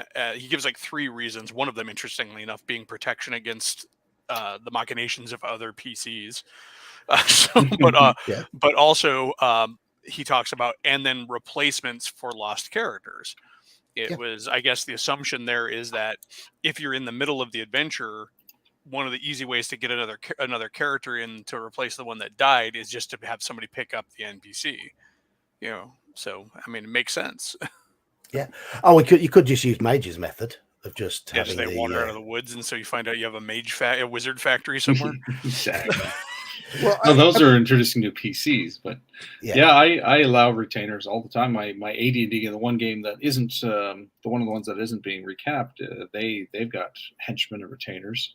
They have 2 paladins in that group, and the one paladin has a lawful good ranger as a retainer. And when the paladin went down, they had to have him raised on the topic of dead characters, because he was a paladin of Lathander, and they're near a church of Lathander. He lucked out, but he just took over the ranger. He's all right. I'll just play the ranger henchman. Boom. Yes, yeah. It's an opportunity to keep the game flowing, and provide a player with a fresh character to play for that time that the main character is out. Well, those old retainers and henchmen, they couldn't be higher than your current character, otherwise they would leave. But that allowed you to bring those along, and people forget. It's like, well, charisma is the dump stat. Well, charisma is only a dump stat if you're not using it. If you're not using it, it's that's almost like, and also if your DM's not playing with all the rules for encounter reactions and all of that. So, well, I'm looking at a little bit different. Talking about some damage. We're going to look at some Forbidden Lands. I was about to say, if that's Conan, you got to take a drink. Oh no! This is Forbidden Lands is getting there too. well, I mean, they have things like hungry. As soon as you start getting in there, you start taking some damage. Sleepy, 1 point of damage to and they affect your stats, which are different than most of the other games. Is if you're sleepy, you lose wits. If you don't sleep, if you're hungry, you lose strength. If you're thirsty, you start, you start losing more than that. But you start losing cold, fear, darkness. And these things start adding up. And then as you start rolling, because your stats determine the number of dice you roll. So as they dynamically start going down, then you start rolling less and less dice, which makes things worse and worse. And I guess that makes you get different forms of healing in the game, which add verisimilitude. If you're hungry, what's the way to heal hunger? Have some food. Yep. Yeah. And different animal attacks affect different aspects, and they have their critical roles in here. Some of them, depending on whether it affects you, like your empathy, your wits, your agility, or your strength. I'd have to go find out exactly where they are. I know I have them somewhere, but those are things I think that we as sometimes DMs forget that I said we. I mean, a lot of players forget that that's what's there. Yeah. And I think that makes a big difference. Is it also makes attacks have a different impact every time you do it. Are you going to go insane? Are you going to? Does it count as a broken limb? Does it? Those are things that I think that are important. Because I think the critical roles are in. Nope, they don't. Darn it. And I have to go find it, but I mean, obviously, part of the issue with healing in D&D is the idea that hit points are an abstraction, and as has been mentioned earlier, the character only suffers when they've got no hit points left. They can still fight perfectly at 1 hit point. So hit points are an abstraction. They're considered to be luck, as well as your ability to withstand. It's whatever you need it to be to describe the situation. Yeah, like when I like that aspect of it. I mean, a lot of people don't, but I actually do, because from a storytelling and narrative perspective, it does give you options. Somebody's down to 1 hit point. If they're down to 1 hit point from 20, you can describe them as being beaten to a bloody pulp, barely standing. When they attack, they're putting all of their energy into it. So therefore, mechanically, it's normal, but 1 counterattack and they're over. Likewise, you get somebody who's down to 1 hit point from 2 hit points, right? To them, that's a catastrophic injury as well. Yeah, so it's also a good way to explain why massive damage is not just ripping characters apart. You just took 150 points of damage. How come you're not shredded pulp? Where most of that was just my morale and my energy.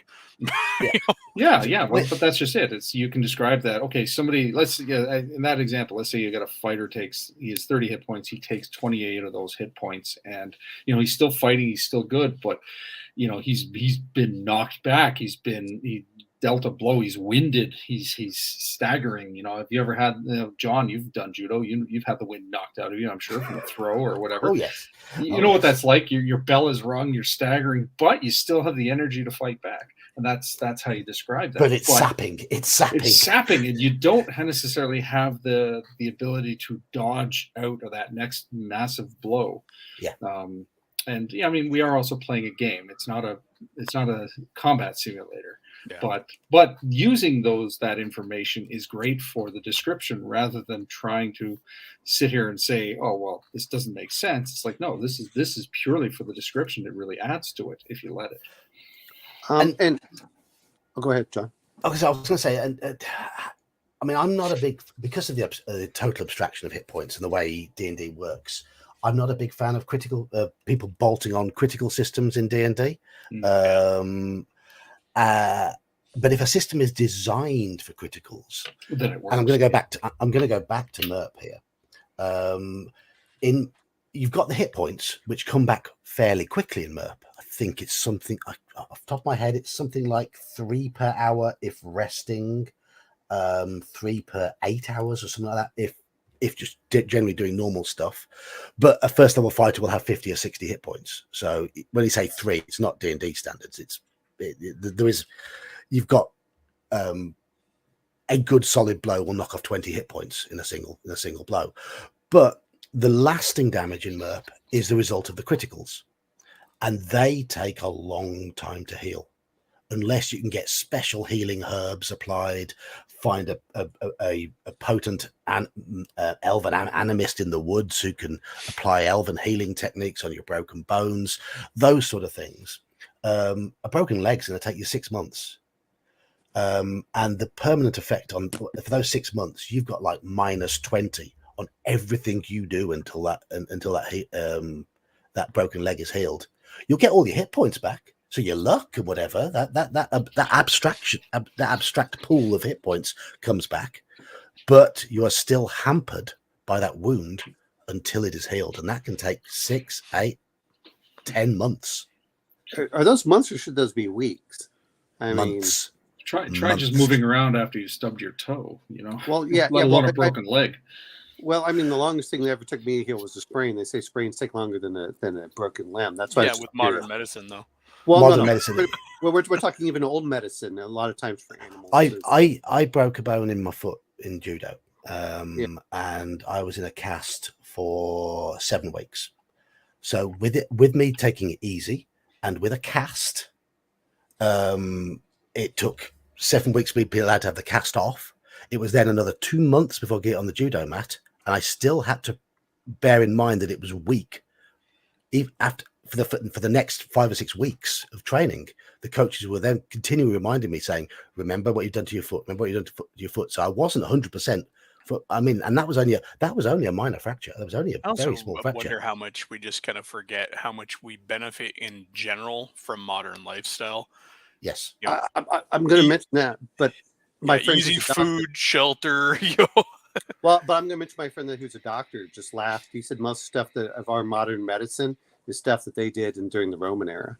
He said we're just relearning a lot of stuff that they did, including traction and all this other stuff. It's just weird on how when the Dark Ages came in, how much we lost versus what came back. But well, we're also doing it with proper tools and materials a lot of times that aren't and a clean environment, quite as rough with modern antibiotics and well vitamins and supplements and food that's readily available in a house that doesn't have drafts at the best of times.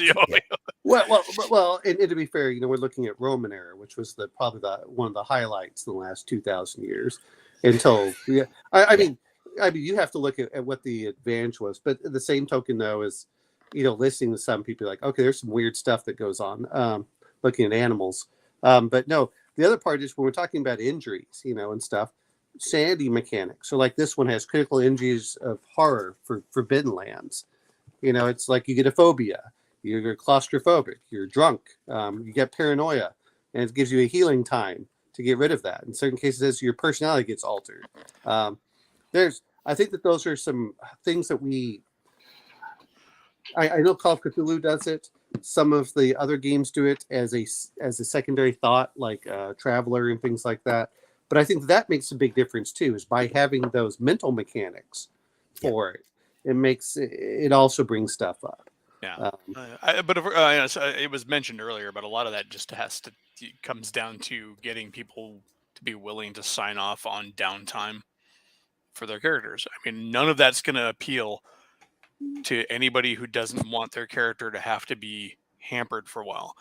And that usually comes up with this belief that the game stops or that you necessarily have to play through all of that. I've talked to people who are like, well, I don't want to sit there and do nothing for like 6 sessions worth of gameplay. I'm like, we're literally not going to sit there and go, okay, well, we're all here today. Everybody's healing. Okay, see you next week. Yeah, we're gonna get there. We're gonna go like, and the scene the thing that I always like to throw out to them too, honestly, is look at, and it's so full of great examples, but look at Lord of the Rings. When Frodo's recovering in Rivendell, what's everybody else doing? They're off interacting with people. They're they're drinking, telling stories, singing songs, getting lore. The thing is, like, if you're playing D&D and you're in Rivendell, this repository of ancient elven knowledge and all this stuff, and you're on your quest to do the whatever. So yeah, maybe the halfling is laid up in bed, but he's also sitting there talking to the ancient wizard dude. So like, it's not like I had to make a meme for it. I threw up a picture. I took one of the classic paintings of Frodo and Gandalf talking while Frodo's in bed, and I'm like, look at all the nothing that's happening. It's like, they're, if you look at the film versions, even like, Aragorn is going over there and looking at the shards of Narsil and finding his motivation. And some of that comes down to the DM though, giving the players opportunities during that downtime, and being willing to narrate. I mean, Exactly. That's the other thing too, is a lot of this weird perception that so many people have, like, we're going to have to actually play through a week of healing or whatever. No, it's going to be like, all right, you guys are going to be in town for a week. What's everybody else going to? Everybody who's still able, what are you going to want to do? The wizard's going to be like, I'm going to research some spells. The fighter's going to be like, I'm going to train. The thief's going to be like, I'm going to ask around the local thieves guild and see if I can get any information on the king's vault or whatever. Whatever the quest is. Yeah. And then we're like, okay, so the week goes by. Give me your rolls. Well, the other part was, if we're going to look at first edition, there was so much downtime built in. And I think part of the problem that, like you're saying, is players want to live every day of their character's life rather than you do your adventure. And, this is one of the things I think that people forget about, because you'll have to start including age mechanics, but you should probably only go on one adventure every 3 to 6 months. That's kind of the way it. And I know that 5e has the downtime mechanics. It's in the book, and yet for the most part, it feels like it's a continuous day after day. It's almost like watching an episode of 24.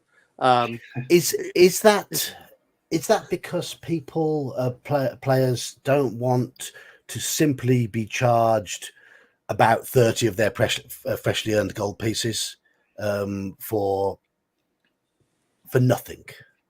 I what I think it really comes down to, and I'm not trying to do this, I'm going to put it more on the DMs, just by the games I've played, is that the DM doesn't have a well-defined adventure beginning and end. Mm-hmm. And it's very, very open-ended for that. A perfect example for me, let's say that I was going to do something. You don't have to play every day of the sailing we'll just use an example, the Salt March to the Lenore Islands. You only have to do maybe 2 or 3 encounters during that time. Yeah. That's the player for the rest. And the rest is downtime. I'm just using a first edition example. You'd say the first 7 days, seas are relatively calm. You get to know the crew, and I would say to the players, what sort of things do you want to talk about with the crew? You're offered a share of the food on board. You get to drink beer, sing songs, and you describe several members of the crew that might look interesting, and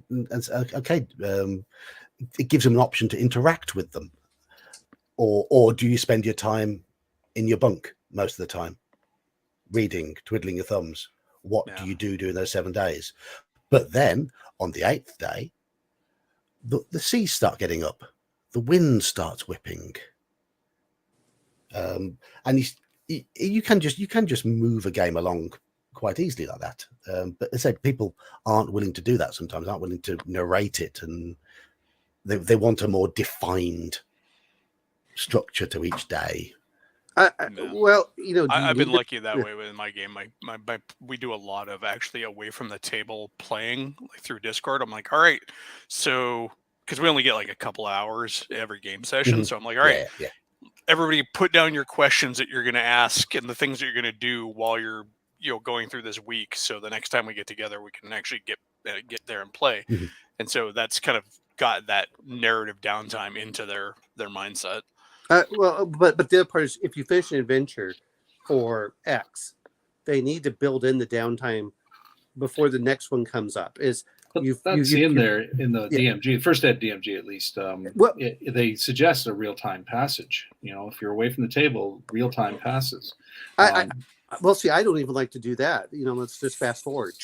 You've got 3 months. I don't need to wait the real time. But if you look at why Gygax did it, is he had a rotating group every night, and the only way to determine time was to do it by a real basis. And even then, he was also trying to keep people from abusing away from table time. Yeah, well, it also, like you said, is if you have certain characters, if they're having to train for 3 or 4 weeks, guess what? That player's now the rotation. Now you have to go back at a lower level character or something like that. So it encouraged you to play a lot of different characters as well. You might have 6 or 7 in an active campaign, at which point half or more are going to be in downtime because they have to be, whether it be healing or training. But I think part of it is, and I'm really just looking at the modern players I've seen more than anything else, was there's the DMs are not putting a defined stop to the adventure, and then saying, okay, you've completed whatever your mission is. Now you go back to normal life for a couple of months, and then I'm going to bring you back. Then I'm going to fast forward and say, okay, guys.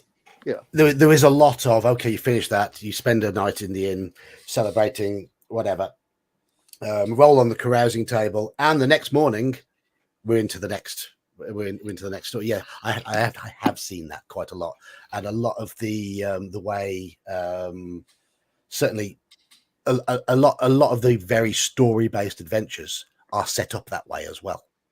And I mean, going back to some AD&D adventure modules, there were quite a few of those that were guilty of that sort of approach. One highly rated series, Desert of Desolation, didn't it? In my reviews of it, I was quite, though I like the first two adventures, I was critical of the fact that the author, who is well known for being a bit railroady, good old Tracy Hickman, he skirted over a lot of D&D expectations in those adventures, in that you were expected, like Pharaoh's level 5 to 7, Oasis of the White Palms level 6 to 8, Lost Tomb of Martex level 7 to 9. Nowhere in those adventures did he put enough treasure to train, or enough in terms of individuals to train with, or places to sell gear. Well, Oasis had it. Oasis had that. It wasn't very well flashed out. I mean, I had to add a lot to the Oasis to put that sort of stuff in. The Oasis of the White Palm, there were. It needed more fleshing out from the DM to make that a big enough hub to have that sort of effect. But yes, I added a lot of that in myself. Didn't the super module add a lot more to like the Oasis? It's been years. I had both the original. No, it added a lot more, little bits and pieces in between the adventures, almost to keep the whole story flowing. Whereas what it needed more detail in the Oasis, and more fleshing out of the Oasis, and more just more nuts and bolts in there for the DM to work with, in order to use these D&D expectations of spending a few weeks training, healing, and whatever, which weren't supplied. Now, I couldn't remember. It's been years since I've looked over some. I remember Pharaoh, and I thought, okay, Pharaoh's a hard stop, and then they have the next one, which to me was going to be was at least a month or two later after Pharaoh, if not longer. It's just the way I felt with it. But if you follow the storyline, though, they flow straight. They're meant to flow straight in. Well, they're meant to flow. But I mean, you're basically pushed out of the world. You're escaping for whatever reason into the desert. You have to have that, and then you would get into the Pharaoh, and then after that you would go into you were supposed to go in the Oasis, but it was not a, but if I remember correctly, the Ifrit was.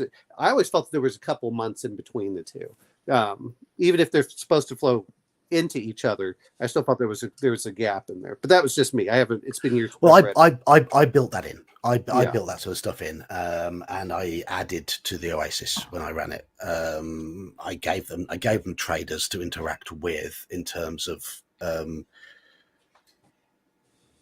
converting the treasure they'd found, a means of selling magic in order to raise enough funds to train, because I was a stickler for those rules.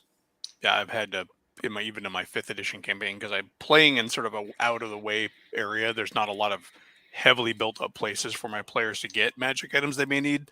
There's a few resources, but I also have integrated this kind of group of traveling traders from a far off land where magic is more abundant, who come through, and every time they go to the local trading hub, I'm like, all right, roll me a die. Let's see if these guys are here. They just so happen to luck out, and the guys were there when they were prepping for the White Dragon. But making it available and making places for them to trade, and and different angles, like their hometown. I built 3 different ways for them to heal, each of them, none of them being a one-stop.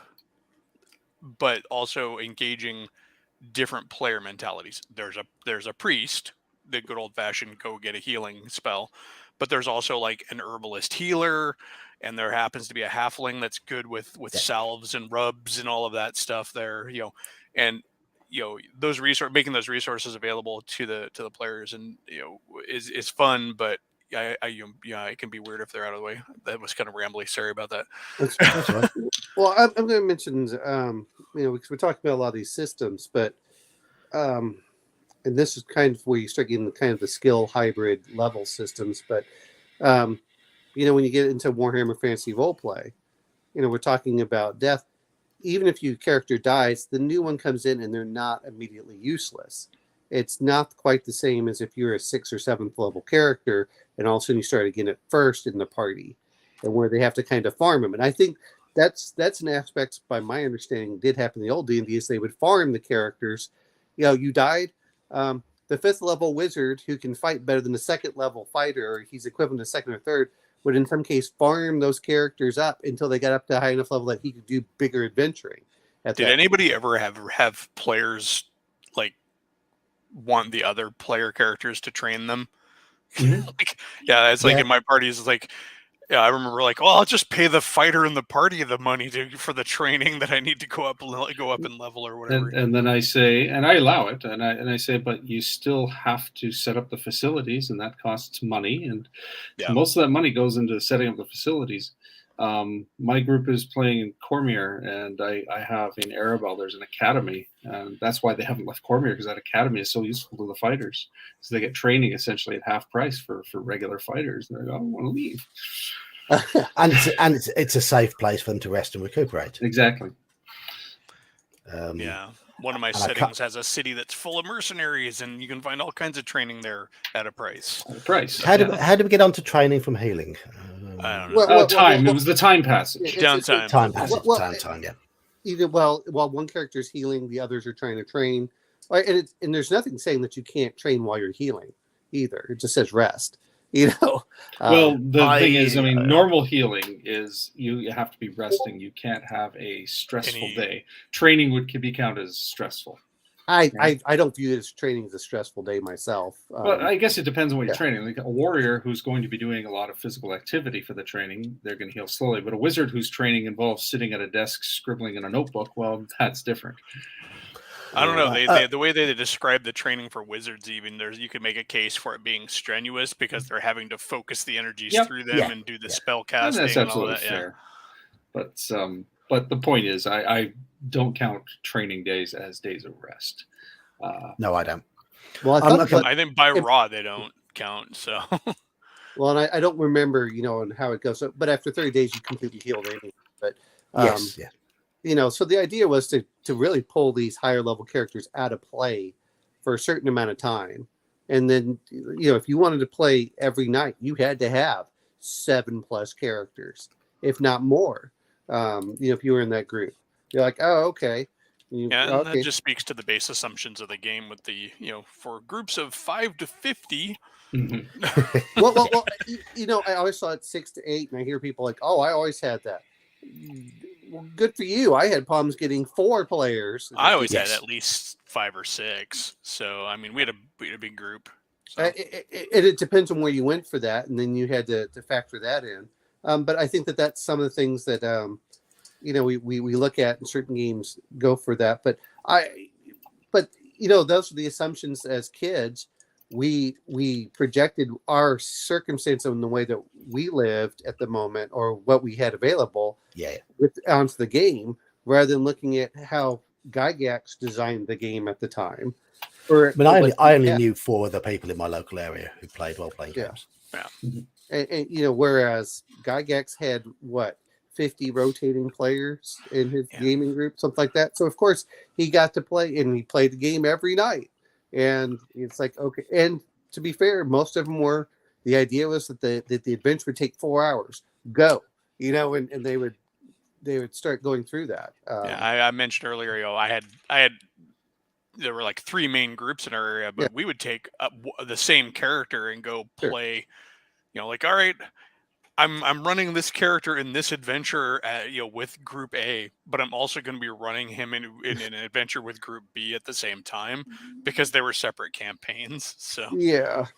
and then of course there was always that guy who came to your group. Well, I played with such and such, and he gave me this item. It's like, okay, did he really?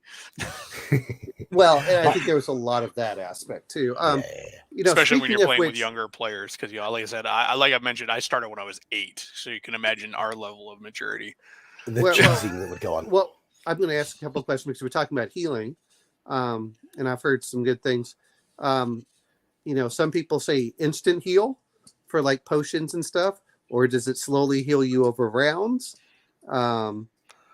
The question of how fast do you let your characters heal with magic? By the rules, it happens automatically. Instantly. Yeah. Instantly. Yeah. Well, just because something says it by the rules, it specifically says, well, and then modify them to your heart's content. Well, I know that. I mean, and Yeah. I certainly do, but I've never felt the need to modify the healing rules because they're already breaking reality.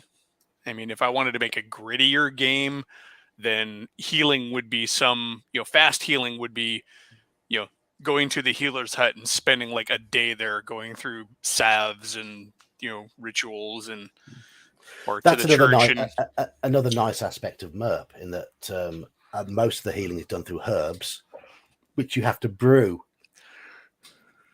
or you have to spend time applying. But it's also an opportunity for me in that somebody wanted an heirloom to start with, and I wanted to keep magic items to be pretty much low, at least seemingly low magic, for them to feel a little more natural. And what he'd got was an item. I can't remember what it was, but what he did, it allowed him to place an application herb on the palm of his hand and place it on somebody's wound to get an instant effect. And that was a very nice thematic magic item that's not overly powered, given that these application herbs heal about 1d6 hit points when the fighter's got about 50. Mm-hmm. So they're small amounts, but I like that was an opportunity in that game. But I want to bring up a comment that I've starred. I'm trying to star comments that to come back to. I'm trying to get more efficient at doing that, and it's slightly off what we've been talking about at the moment, but going back to mechanics, healing mechanics, and hit point mechanics and how they affect the game. And it's a question that Brian asked a little while ago. After hearing how 5th edition characters are so powerful and difficult to kill, do your players use Constitution as their dump stat? Categorically, no. No. Because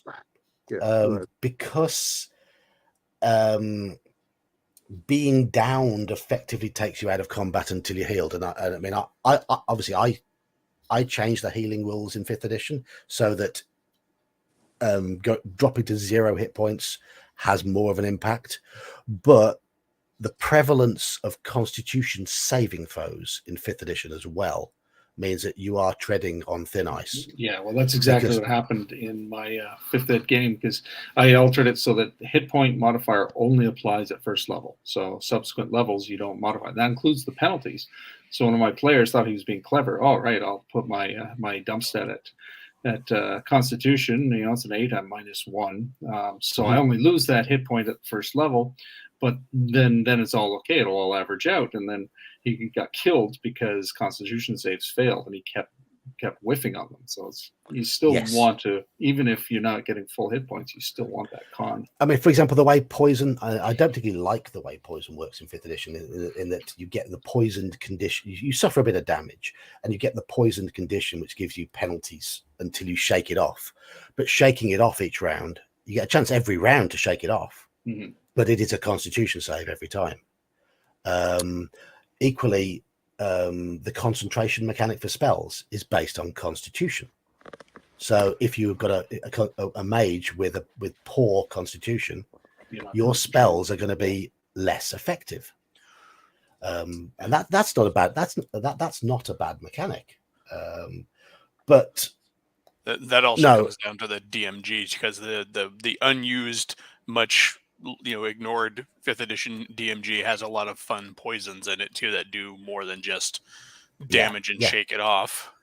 You never see those in the official products either. No. Which is a shame. There's a lot of great stuff in the Dungeon Master. I just want to hear everyone. Well, it's this.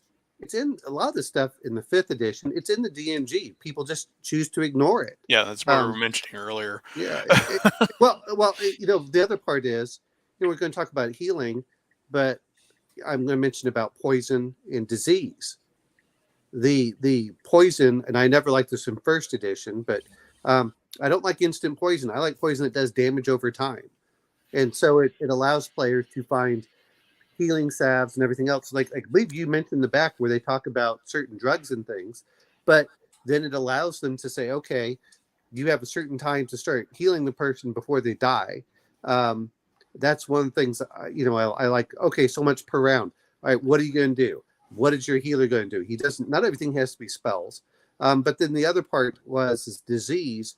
I really haven't seen that much really that for 5th edition. Now, that's not exactly fair because I haven't played, I haven't looked at it in a couple of years, but disease used to be a really terrible thing.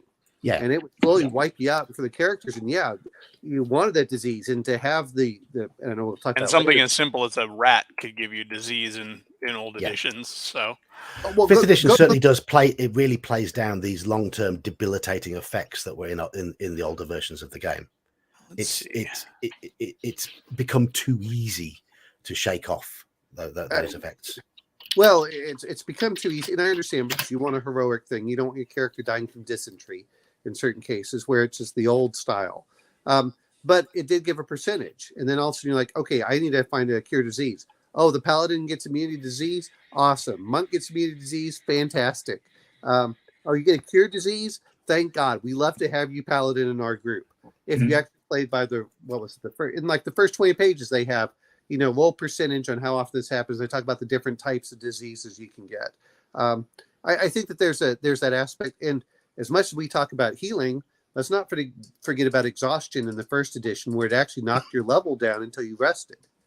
Your levels went down as you did not have enough sleep, as you were fatigued. So your 12th level could become a 5th level pretty quickly if they weren't resting and sleeping.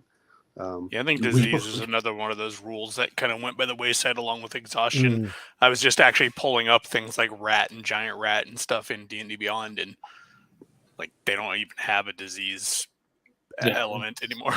Well, when he's talking about the bandage mechanic, that's under for L. The bandage mechanic is under healing, which I think was a 1d3. And you can heal faster over that, which I actually like that. I like that better than that was added in Wilderness Survival Guide or Dungeoneer Survival Guide. They both had Oriental Adventures and things like that, where they started adding in those secondary proficiencies. There was that band, but there was the assumption as well. If you got a character during combat in AD&D, if you spent a round back and they were at 0 hit points or lower and bleeding, if they you could spend if you spent a whole round working on them, you'd stabilize them.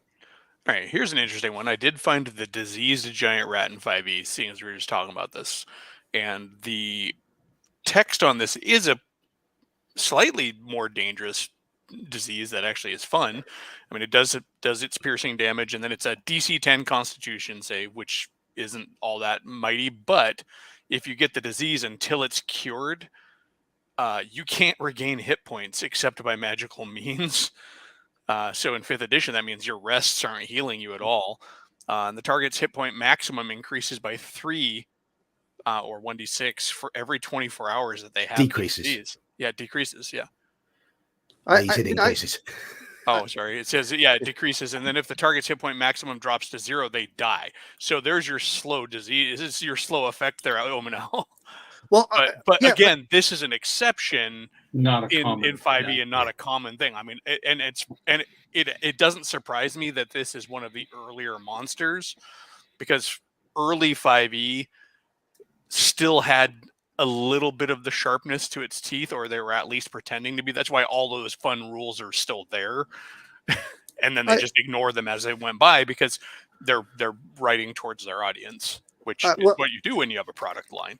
Well, but the other point I think some of this comes down to is, when we're looking at, well, you know what though, it's the DMs that determine whether you play with it or not. I'm not saying whether they play for or against it, but the mummies from like the first edition, the mummy disease was actually a bad thing. Lycanthropy was a really bad thing. Those aren't normal diseases. Those are curses that require Mummy special rot is healing, as opposed to, oh man, I got the flu and I'm out. Yeah, for this well, that's true. But I mean, but those were magical diseases, which is where you're talking about your paladin being immune to disease. Yeah, but paladins weren't immune to those. Paladins were affected by those. They were only immune to mundane disease. Okay. One thing that was great about lycanthropy for me, I liked in AD&D, is that it was fatal to all non-humans. Non-humans, yeah. Only humans could become lycanthropes. So it would untreated, and it was hard to cure lycanthropy. I seem to remember. Yeah, you needed a 12th level cleric to remove curse or something like that. Looking at the 5e mummy though, and its mummy rot, it's clear that they had an equation for disease, because the mummy rot, its disease factor in 5e reads exactly like the giant rat. They just plugged in different numbers. Okay. It's like it's a DC 12 Constitution. You can't regain hit points. Oh, it can't regain hit points at all. Not even by magical means, so slightly different. And then it loses 10 from its maximum hit point max for every 24 hours, and then it dies when it goes to 0, and it can only be removed by remove curse. And when you die, the body turns to dust. One thing to remember though is the ease with which 5th edition characters, certainly. What levels remove curse? Is it a 5th level cleric or a 7th level cleric that can cast it? I can't remember off the top of my head. I think it's a 4th level spell. 4th level spell. I suppose. I mean, yeah. I suppose in AD&D it would take 20. The next day, the cleric could just pray for a different spell. Obviously, if you have a cleric of a high level, yeah. Yeah, but yeah, I just find it amusing that they just kind of had an equation for disease, and it's just kind of. You know what? I'm not against. If X is the number of hit points you lose from your maximum per day, I'm not against sometimes them doing that. It's just one of those things. Well, it makes mechanics easy to remember. Yeah, but I would love to see but it doesn't have the same impact as disease did in first edition, where hey, this is something to actually be aware of, at least until you hit 5th level, and players were actually terrified. And 5th level took a while. Well, also remember, I mean, in first edition, they were not pushing for the unified system mechanic like they are nowadays. Everything was practically written from scratch. So every monster of special ability was its own little set of text and its own little paragraph. And you could have 2 different monsters with the same effect that worked very differently. So, they weren't really looking at unified mechanics. No, that is true. That is true. And unified mechanics are a plus and a minus. I mean, being able to have unified mechanics so you can easily remember them is a good thing, but it does, like Omanal's pointing out, it does make things kind of samey and less impactful necessarily. Well, I'm going to bring this up and this is sometimes when we talk we could almost want to call it like the monster of the week. It's so funny because you look at the Dungeon Master's Guide and it has 300 monsters, and as players or DMs are all like, "There's not enough monsters. We need at least another. We need at least another 1,000." And you're thinking, well, how many did you actually put in your game? But it was always I won't let myself buy any more monster books because I've already got for 5th edition, and I've got all these monster books, and I never use them because I'm more inclined to just make up a new monster. I feel the same way about character I've got classes. 12 pages on D&D Beyond of just my homebrew monsters. But I meant, as much as we love these monsters, it almost felt like we have to throw in all these different monsters. Whereas by my understanding with MERP, you don't have this. You do have different monsters, but you're not expected to fight. Oh, there's going to be 15 different types of monsters in the dungeon. No. I mean, the thing with MERP is there's less of a range of monsters, but you get different grades of them. In the basic book has got 3 different strengths of orc listed, with the idea that you could have, or you could then extrapolate those further. Yeah, but I think that those are sometimes, whenever we talk about these things, as for healing. I do like, a lot of times I do like unique mechanics. I understand the unified aspect, but man, it's so nice to throw something off the wall, which a little bit different for psionics and their psionic points. That just felt so clunky, and there's a reason it was optional in the back of the book, and I felt the world was better off by just kind of ignoring it in most cases as a DM. If you brought in debilitating curses and diseases, and of course and made them difficult to remove, it's a generator for plot hooks. It's a generator for quests, adventures. It's a way of spurring the players into finding the cure. It's that whole emergent gameplay thing. The story comes out of the things that happen in the game. Yes. When the fighter is withering towards death from the mummy you encountered, you're suddenly out to find the secret oasis, the temple to Thoth, whatever you need to find to break the curse. Or even if you don't initially think of that, your DMs are like suddenly going, all right, I know what the next adventure is going to be. Exactly. It's inspiration for everybody, and making everything very standard, and making everything dependent on a spell that certainly in the standard Forgotten Realms world with a high magic expectation can be available at most temples in most cities, makes it bland. And I've just killed conversation with that. No. I mean, it's. Sorry, I was just looking up something. But no, there's a lot of things that when we talk about healing, we're also talking about damage over time. I think in certain cases as well. Mm-hmm. I really do like the whole aspect of forcing downtime on players, which both gives you as a DM a chance to advance the story in the world without feeling like, and allows the players to feel like, oh, there's an actual world here. And instead of, if I hate saying this, elves, it doesn't matter too much, but for humans, days mean something, years mean something. Allows you to get up into that domain play. In AD&D, for half orcs, even more so, because they've hit middle age at 30. And I love using the time advancement for various reasons. Mostly what you say, the world advances, the world continues, and we don't want characters going on one adventure after the other as a daily life. What I've started doing, I bank the time. Like I do the real time metric. I love it. And I simply bank it when players are on an adventure. So if it takes them 4 sessions to complete an adventure and we're playing bi-weekly, that's 8 weeks of time effectively, that when they claim their XP, it's like, all right, when you get your XP, you're going into downtime and it'll be 8 weeks. So that informs us how much their living expenses will be, how much obviously time passes. That gives them that chunk of time, which assumes this is the time you've spent offloading that rare treasure, because you can't just go to a store and sell it. You have to find a buyer. There's a whole process. So it assumes that, any training that has to be done. And then when we pick up, it's 2-3 months later. Well, and the good thing is as soon as the players are done with adventuring for whatever it is, they can be really knocked down in health.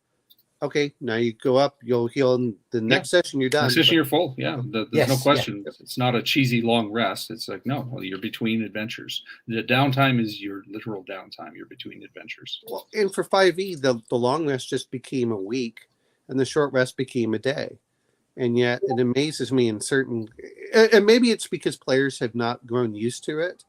And there's this knee-jerk reaction that if you make player characters weaker, they're going to be like, no, you can't do that to me, instead of saying, hey, look, this is what's best for the story in the game, and I think you'll enjoy it more by putting in some of these limitations. Oh, you said story.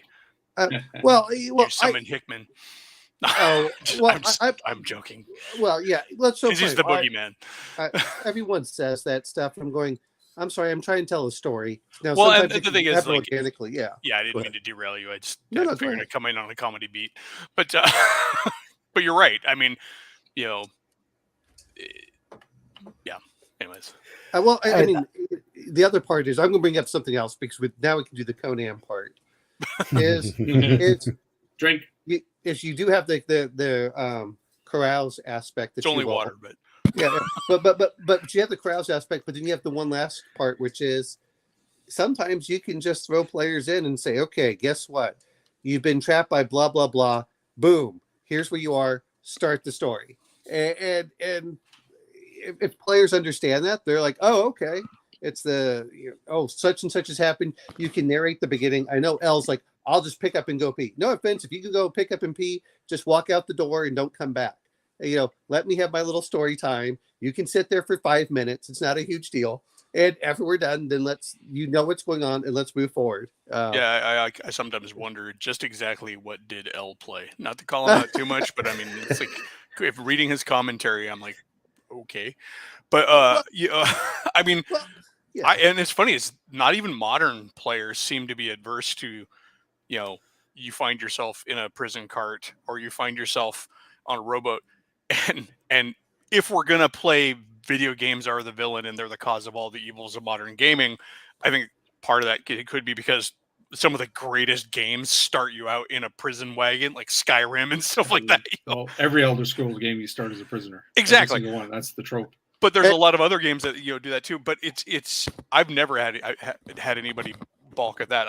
I've literally like started people in a rowboat with like, all right, you wake up in a rowboat, all your stuff is there on you, and kind of did a job as sail barge as the evil beholder pirate captain is or Eye of the Deep pirate captain is yelling at them or his emissaries yelling at them from the ship.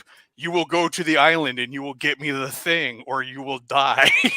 So Eli, you're mentioning that. All I can think is a beholder with a giant eye patch. And like his central eye was a giant black pearl. Oh, that okay. he had. It was a magical black pearl that he had replaced. And when they finally cornered him, he activated his apparatus of Qualsh and like scurried away into the water, tried to scurry away back into the water and stuff. Well, but I think that even to have players like we're talking about, just that quick advancement in there. I guess we've gone derailing to talk about time, but all of a sudden the players go in. It's like, oh, and I'm just going to mention the old Conan. You were here, and then your army got destroyed here, and now you're trying to escape through the mud. Go, It's like, oh, okay. I'm not so sure. As long as players understand that, depends on the type of world, but I think that does have the other aspect is you can kind of tell a story in the background of what's occurred, and then you can suck them in and say, okay, guess what? You've been at half health because you've been under siege for so long. What are you going to do now? Oh, all right. I'm going to bring up something I Sure. alluded to a lot earlier on. I wanted to sort of save it towards the end of the stream. And this is, I don't go on Twitter very often. I don't like the place. I have a Twitter account that I share the odd video on and make the odd comment on. But if I make if I tweet once a week, that's probably the rate. I'm not. That's about it. Guys, you're better than I am. That's too much. That's too much, John. The only reason you should be going to Twitter is to see what special deals are for companies you like. No, I follow my daughter's football updates on Twitter, so that's why I tend to go there. And I see I have a look at what's trending in the RPG world, and tend to ignore most. I tend to ignore most of it, but I did once see, and this one gained a bit of traction, and quite a lot of people on there, and it shows of the way gamers that use Twitter, or certainly in the circle of this particular poster, what way they think. Somebody posted, next time your DM says that your character dies in the game, just stand up and say no. What? That's all well and good. Okay, bye. Sit Bye. down. You know, Sit back down. Sit back down. They were No. advocating Don't for the sit back down. player. Just walk out the door. Just walk out the door. You know what? They were No. advocating for the players to have the right to say, "No, my character doesn't die. This is not the end." Well, good. And As a DM, I retire. Enjoy your new DM. Bye. Well, you know, it's like, all right, I would actually, I would personally, I would turn that one around. I'd look around at the rest of the players. I'm like, are you all good with this? Does he, you know, you guys face the same risk that he did? His character died. It was a fair and square fair and square death. Is this how you want to play it? And if they all unanimously say great, then I'm like, all right, this is not the game I want to play. I'm gone. And if they all then decide that he needs to shut up and sit down, he can leave. but the comments to that were largely supportive. Oh yeah. Well, it's TikTok. So That was Twitter. That was Twitter. It was Twitter. I mean Twitter. I meant Twitter. Twitter, But yeah. I was reading comments were L's largely- comment and it polluted my mind. But yeah, the comments were largely supportive, and I could not believe what I was reading. And that's one sort of thing that really soured my view of a style of play. How there's clearly players out there that think that their character's story is more important than the structure of the game, the mechanics of the game, and the DM's world. And that is, I think that colors the attitude towards character death. There is At this. that point, I might as well just go read a book. Yeah. Yes. Yeah. Yes. You know now It's the I'll reverse be of the DM who wants to overwrite his world and have railroady games. Yeah, it's like, well, there's certain parts in there which I know I've done. I've been like, nope, I'm done. I'm taking my character. Well, fine. I've pretty much done with the game. Yeah, okay, fine. You can do that. Take your character wherever you want. Play with another DM. No skin off my back. You know, as I get older, this whole idea that I have to keep someone there. Do I want to encourage my players? Yes, but I have to enjoy the game too. And Precisely. Yeah. The other part is I don't like killing off characters. I don't. I'd much rather lop off No. your arm. That's how I am. Okay, you're not dead. They're like, oh, good. Yeah, you just like broke a leg and the thing took off your hand. oh yeah. I mean, I've in games where I've had total party kills. I've had the players who thought their characters were dead. They're like, oh man, that sucked. I'm like, all right, well, you slowly come to. The air is foul. There's a buzzing of flies around your head. Then the pain of the spikes in your hands hits you. You're hanging from a tree because of course we were kids and we had just watched Conan. Sure. But or you find yourself in a filthy cell with rats squeaking around you because nothing says that the enemies didn't stabilize you or bring you back. I've done that before. I mean, that's what I did at the end of Assault on the Area of the Slave Lords. I'd never run in the dungeons of the I've mentioned this lots of times. I'd never run in the dungeons of the Slave Lords. I really, really wanted to run it. And by all accounts, that party should have died in the dungeon level of Assault on the Area. But because I, as DM, wanted to run A4, the next session, I handed them back their character sheets with most of the new versions of their character sheets because all their equipment had gone, and said, "You are awakened by you're in pitch black. All you can hear is the breathing of other people around you, and you feel the mountain where you feel your environment shake. It feels like an earthquake." Or possibly a distant volcano, and that began A4. So where they thought their characters were dead, no, we were playing A4. They'd been captured, and they were dumped in the dungeons. And I think that's something that while we're talking about death, I just kill them. A lot of times the issue really is no consequences, is what it comes down to. I know I was talking to Shadow in a different aspect, but he said he had characters, if you took away their magic items, they'd rather the character just be dead. You get that with level drain as well. Well, I'd rather be dead than have to gain back a level. Well, I usually just got pissed off at level drain, and I've already put that inside. But to me, I'd rather drop stats, and then those stats can go up after you kill the monster.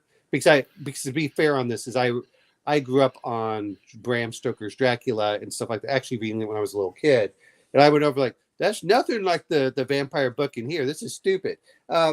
So that's where I take it from, but you should have some of that. But you're right. To give the characters some negative aspects, and instead of them working with it, some players, well, immature players, and I don't like this new players versus old players. I want to call it immature players and good players versus bad players. Yeah. Well, I mean, there is a degree of maturity involved in good and bad players. So it's not universal. It's not always the case. I've had some very good new players, but in general, it's the older, more experienced players who are more accepting of these things we're talking about. Well, what I mean is by mature is it doesn't matter whether you're a new player or an old player. Do you have the maturity to accept of attitude? Yeah, there's a maturity aspect to it, because when we were all kids, what I'm saying is, I've played with some really crusty dudes who are just the whiniest bitches around. So Well, in general, though, as you get older and more experienced with gaming, on average, yes, there are outliers. On average, I tend to find that it's the more experienced gamers that are more willing to accept. Oh yeah, on average, yeah. Well, I mean, they are more mature usually. Yes. Hopefully, you've matured, but like Elfbait said, is my friend talked about this 60-year-old who acted like he was like 14, and he was trying. I'm like, no offense, I could accept this from a 14-year-old because look, you'll learn as you get older. By the time you're 60, you're a lost cause, and he got booted from the game.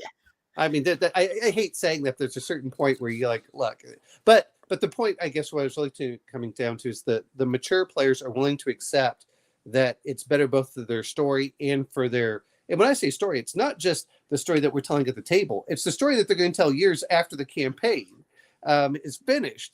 Heroes living and dying is a good story. Yes. Fighting the good fight is a good story.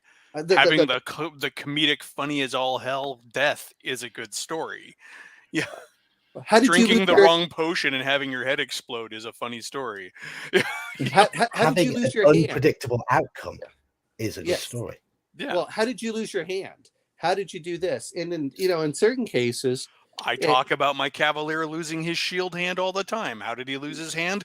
Go draw that curtain back. Oh, there's a slime demon on the other side, and your hand needs to be cut off. Great, wonderful.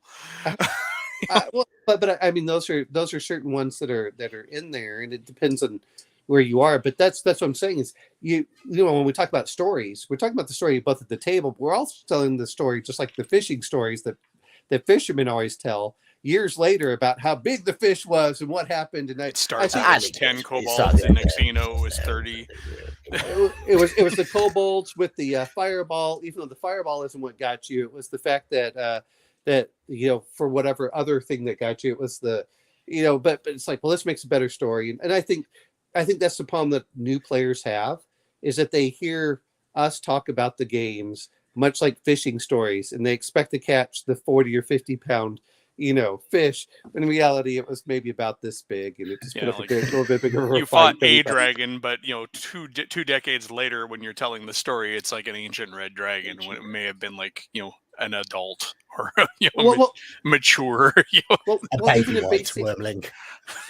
Even in basic D&D, the dragon had 32 or 37 hit points, which is pretty scary. But they're thinking that it's the white dragon of 5th edition, which might have 200 hit one of those beasts in Dragonlance or wherever they came into the game. Where it might have 200 plus hit points, and it's absolutely a terror, versus the first edition, which was a terror, but the power levels are very different. It's like, oh, okay, you scored lucky, you got 4 hits on the dragon went down. Oh wow! Going back to something earlier in the stream that I totally forgot to mention when we were talking about the -10 hit points thing. Yes. Because I recently just saw the rule read again, and it actually pertains to the monsters as well, and that's what a lot of people didn't play with, because I it never played starts that. it starts out saying a creature reduced to 0 hit points, and then later on specifies player in other distinctions within the text, and which got me thinking. We never played with it either. Got Yeah. me thinking, like, so all of those orcs that I just killed down to 0 hit points could have had their shaman come along and go, and they're all back up and going, or they drag them off for a week's worth of health, or they're going to regroup somewhere else because I didn't walk around and go, just Well, kill each. That's how dungeons restock in the 2 weeks. Exactly, and but it made a lot of sense. I'm like, okay, so if I don't wait around and make sure he's flat out, make sure he's dead, he's gonna come back. Well, Eli, you say that, but go back and read the rules. Again, if we're going to do rules as written, it says after combat they have to rest for 1 turn. Yeah, otherwise you're tired. You get penalties. So you can't just say, "Oh, well, I just walked away." Well, technically, you're. Well, no, I didn't mean like right away. I mean, like, so if you're talking about a campaign where you're revisiting the same dungeon over and over, Sure. or more notably in the context of like the big monsters, like, okay, we fought that dragon down to 0 hit points. Maybe he's not dead. It's like, we never played with -10 for monsters because that's just a little too much bookkeeping for the DM. Like, I got 32 orcs. Which one of them is at negative what? Well, and part of me goes. That's Duralumin. That's the other thing that I was thinking about when that came up. I'm like, that makes a lot of sense, because then you could stabilize the monsters, interrogate them, befriend them, maybe like, look, I've saved your life, I've now ingratiated you. If they're lawful, whatever, they might be inclined to like, oh, thank you, now I will accompany you. How do we get an orc caroling? Well, I'm going to mention something which much we talk about this is the fact that there are the 4 of us, or however many we get, 6 or however it goes on, and we start talking about the rules and really delving into them, that we kind of we may have read them, but we kind of skipped over them. I think Mage is the only one ever played with them. Yeah. well, he's going back and rereading a lot of stuff, and I have to admit, is I like the morale for basic a lot better than I do for the normal D&D interactions for a lot of stuff. Is I like the 2d6 rather than it's fast. It's fast and easily read. Like, you can just glance down and pretty much have an idea of what you're doing. Even in AD&D, when I run it, it's like I stop for a moment and I have to think about the number and the modifiers. Yeah. It's a different experience. Yeah. The simplicity of morale and reactions in basic D&D is absolutely beautiful. I think it's the best version in retrospect. As a kid, I'm like, no, I want the more complex and everything. And I went, you had infinite time and energy when you're a kid. Sure. well, exactly. What do we have to do? As long as I kind of did my homework and I made a C, especially in grade school, that's all that really matters. You don't, this whole idea that you have to make A's your entire is pretty worthless. It doesn't really matter until you get into high school. We ate and basically breathed and lived D&D constantly in my grade school days. It was, because I went to school with so many of the guys that I played with, and they lived in, just down the street. It was stand there at the bus stop, talk D&D, ride the bus, talk D&D, get off the bus, go to class on recess, talk D&D, go back on lunch, talk D&D. Oh, wait, it's that reading period where you go to the other class where the guy is. Okay, let's sit there and try and talk D&D without getting in trouble. Last recess, more D&D. Bus home, more D&D. Walk home, D&D. Where are you going to end up after school? At your friend's house, more D&D. It's like it was just constant D&D. It was D&D or whatever other game was out there, plus the video games. I remember doing that. And I was in Germany at the time. And this was what the interesting part is. We had a quadrangle, and we had probably like 10 different quadrangles. Each quadrangle probably had about, my guess is that it probably had about 40 families, and all the kids were like 13 or younger. So, we had massive amount. I mean, try doing a Red Rover game with 50 kids per side. I know. There were enough D&D guys in my area in that golden age of gaming that we started LARPing before it was cool. We had basically I can't remember what we called it. We had a name for it. We went out with sticks and shields made of garbage can lids and armor that we made out of apple crates, because one of our friends' moms had a fruit business. So we take the wood apple crates with the wire frames and then bend them around our bodies and put our arms through them. And we managed to get 20 people up there at this big forest park, to where we had like 10 people on a side running down this gully at each other. And the big kid, the very stereotypical big kid that every neighborhood has, shows up with a freaking hockey stick, and we're like, what the heck is that? He's like, I am such and such, the troll cleaver. And I'm like, oh right, and you're hurting people for real now. Well, at least you then learn the benefits of running away from combat. Yeah, we had a lot of people in that. Like I said, there was those 3 different gaming groups, and I have to imagine there were probably even more, but we were all within biking distance of one another. So. Well, I mean, for me, this was in Germany. Like I said, we're talking 40 families per quadrangle. There were 10 quadrangles. It was per block, and the blocks are right next to each other. And what was weird is go from one to another, but it was amazing on the sheer number of people who you could play with for different groups. And we had there was the teenagers, and then there was us little kids, under 10, and we were, that was the separation, and it was interesting going through some of that. But that's where I got a lot of my miniatures, gaming. Someone would buy them, like 8 miniatures come in, and we also do how many hits it took to wound stuff and things like that. I'm just going to say to chat at this point, we have pretty much hammered the healing and death mechanics topic. So it's in critical condition right now. Yeah. It's at -7 hit points. Revivify. I'm going to ask you this much, as we're all talking about this. We've all talked about 1E, but what is your favorite system for wounds and recovery? For its simplicity and its effectiveness, Call of Cthulhu. Okay. Yeah, I can't say I have one. That's a really non-committal answer, but I've never really paid attention to or really cared enough. The two big things I like about Call of Cthulhu is that your hit points are always low, and there's always the risk of that major wound. And I like the way the idea, the logic behind, if you're being pummeled in the face for 2 hit points of damage per hit, you're going to be knocked unconscious. You're not going to die. You're going to be knocked unconscious. But if you're stabbed for 6 hit points of damage, it causes a major wound. And then while you're suffering from that, then you're at risk when you're unconscious. I like that. I think that mechanic works. I think and the fact that it doesn't specify, there's no crunchy critical rules that specify what the wound has to be or whatever. You can make it up. You make it up. And you make up something that is applicable to the situation. You've taken 6 points of damage. You've been stabbed in the abdomen. You're gonna have a dirty great scar. While you're healing, it's going to be very, very painful. And I want you to role play that out. I want you to, because your character is going to suffer, and be warned that your character is now weak and at risk of dying should you be knocked to 0 hit points again. I wouldn't say it's my favorite mechanic, but a fun mechanic for death that I now just remember is for the Mechton role-playing game, which is a Japanese animation mecha combat / story game.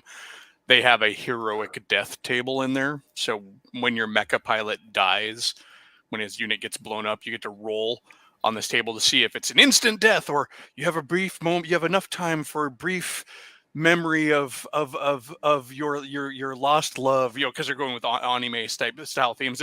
One of them is like, you have a moment to contemplate where everything went wrong. Where did all the cherry blossoms come from? What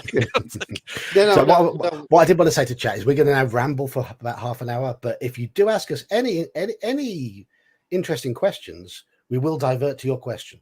Yes. So go on, chat. I actually liked the second ed combat and tactics had it's not officially termed this, but I called it medical drama, where if you're in negative hit points every day, you would check, and there's a chance you worsen or improve, right? And the worse you were, it was basically whatever your negative was, that was the percentage chance to worsen. So if you're -5, you had a 50-50 chance of, you get the idea. So what we would have these situations when there was no, and well, this goes into house rule territory, but I never allowed magic healing to work on people who were in critical condition. You had to have sort of a positive life force, so they relied on actual healing. And it created some fun drama where people were like, okay, the healer was like watching like a hawk this person to make sure they didn't get any worse. And, people would go up and down, like people in critical condition actually do. It worked out quite well. We're losing him. We're losing him. We're losing him. Don't Yeah, you die on me. Well, Sean, what you're supposed to do for that is your healer's supposed to sit there, and when death is at the head of the bed, he's supposed to open up the bag and say, "Get in," and then that resolves it. So anyone that's watched what is it, the old Jim Henson fairy tale, the storyteller. The storyteller. Well, there was, and my mother actually read the original version of that from I think it's a Russian folktale.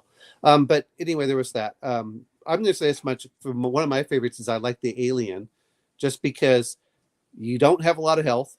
When you hit the health, you start suddenly rolling, and you can be anywhere from winded to like critical, and then some of the damage effects are like instant death if you fail. Don't you also start getting like stress dice and panic dice and stuff too? Or well, not once you hit zero. Once you start hitting zero, it's like roll 2d6 and then check the table to see on how badly you get hit. But I like some of them because it gives you, if you aren't stabilized, some of them will say you'll die in like 3 to 4 days. Some will say you'll die in 3 to 4 rounds. Some of them will say it'll take a certain amount of healing. I like that aspect because it really does give that critical going over and like trying to staunch the wound of someone that's had their throat cut open. And you're like, okay, we got to get the tracheotomy and we got to stop the bleeding. But I think healing, as much as we talk about healing, the healing and the death mechanics determine the type of game. In a horror game, you don't want high health.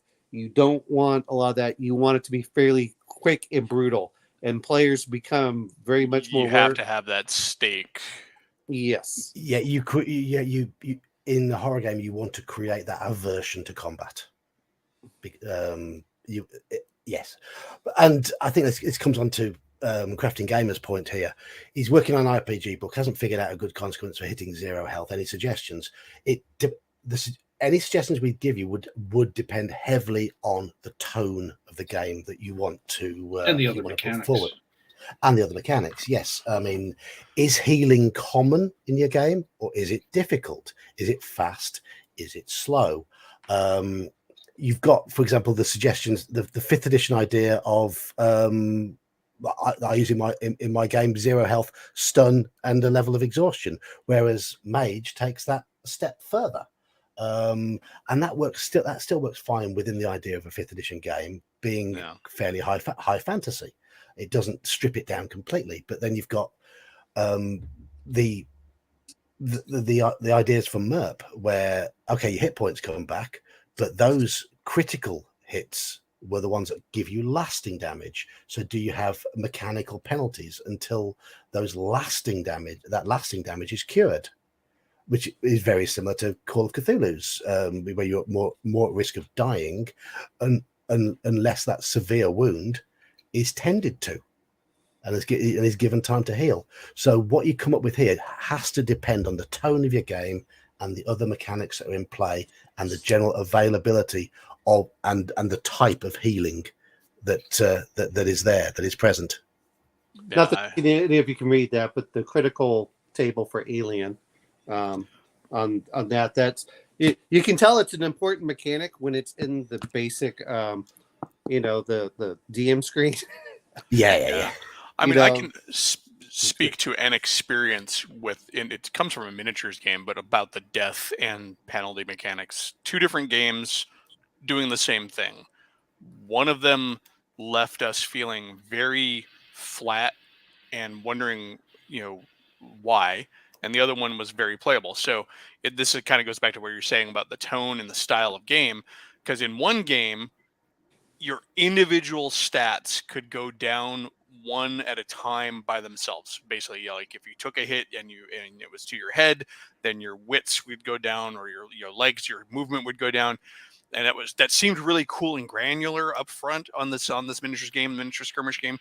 But what we ended up with was characters who'd be on the table who couldn't move and couldn't shoot, but you're stuck playing this character for the rest of the game. Whereas the other game has a slow, basically your max die you can roll just goes down every time you take an actual wound, and that keeps you playing all the way to the end. You just reduce down. So again, think about your style and what kind of gameplay you want to avoid those situations where you're forcing people to sit at the table and just play a useless character while everybody else has fun. You take them out, even if it's unconscious, or allow them to play all the way to the point where they're out. Kind of like, talking about earlier with the using the exhaustion mechanic as you hit 0, because then the character's still playing. He's just getting worse and worse and worse and worse.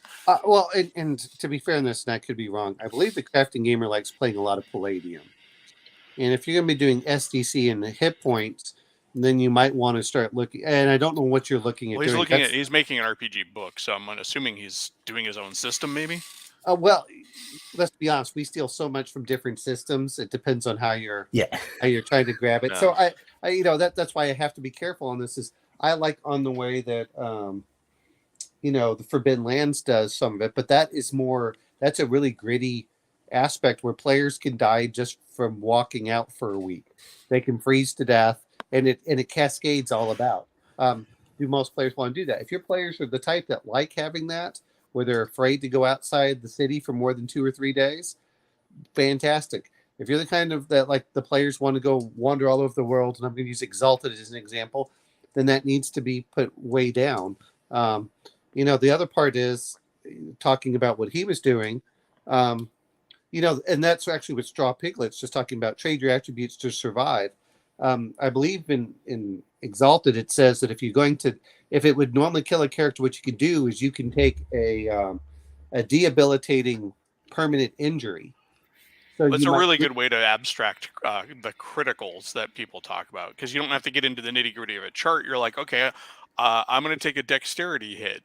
Oh, I must have twisted an ankle or broken my knee or something like that. Well, I think for Exalted, that's the one where you can say, look, I lose an eye.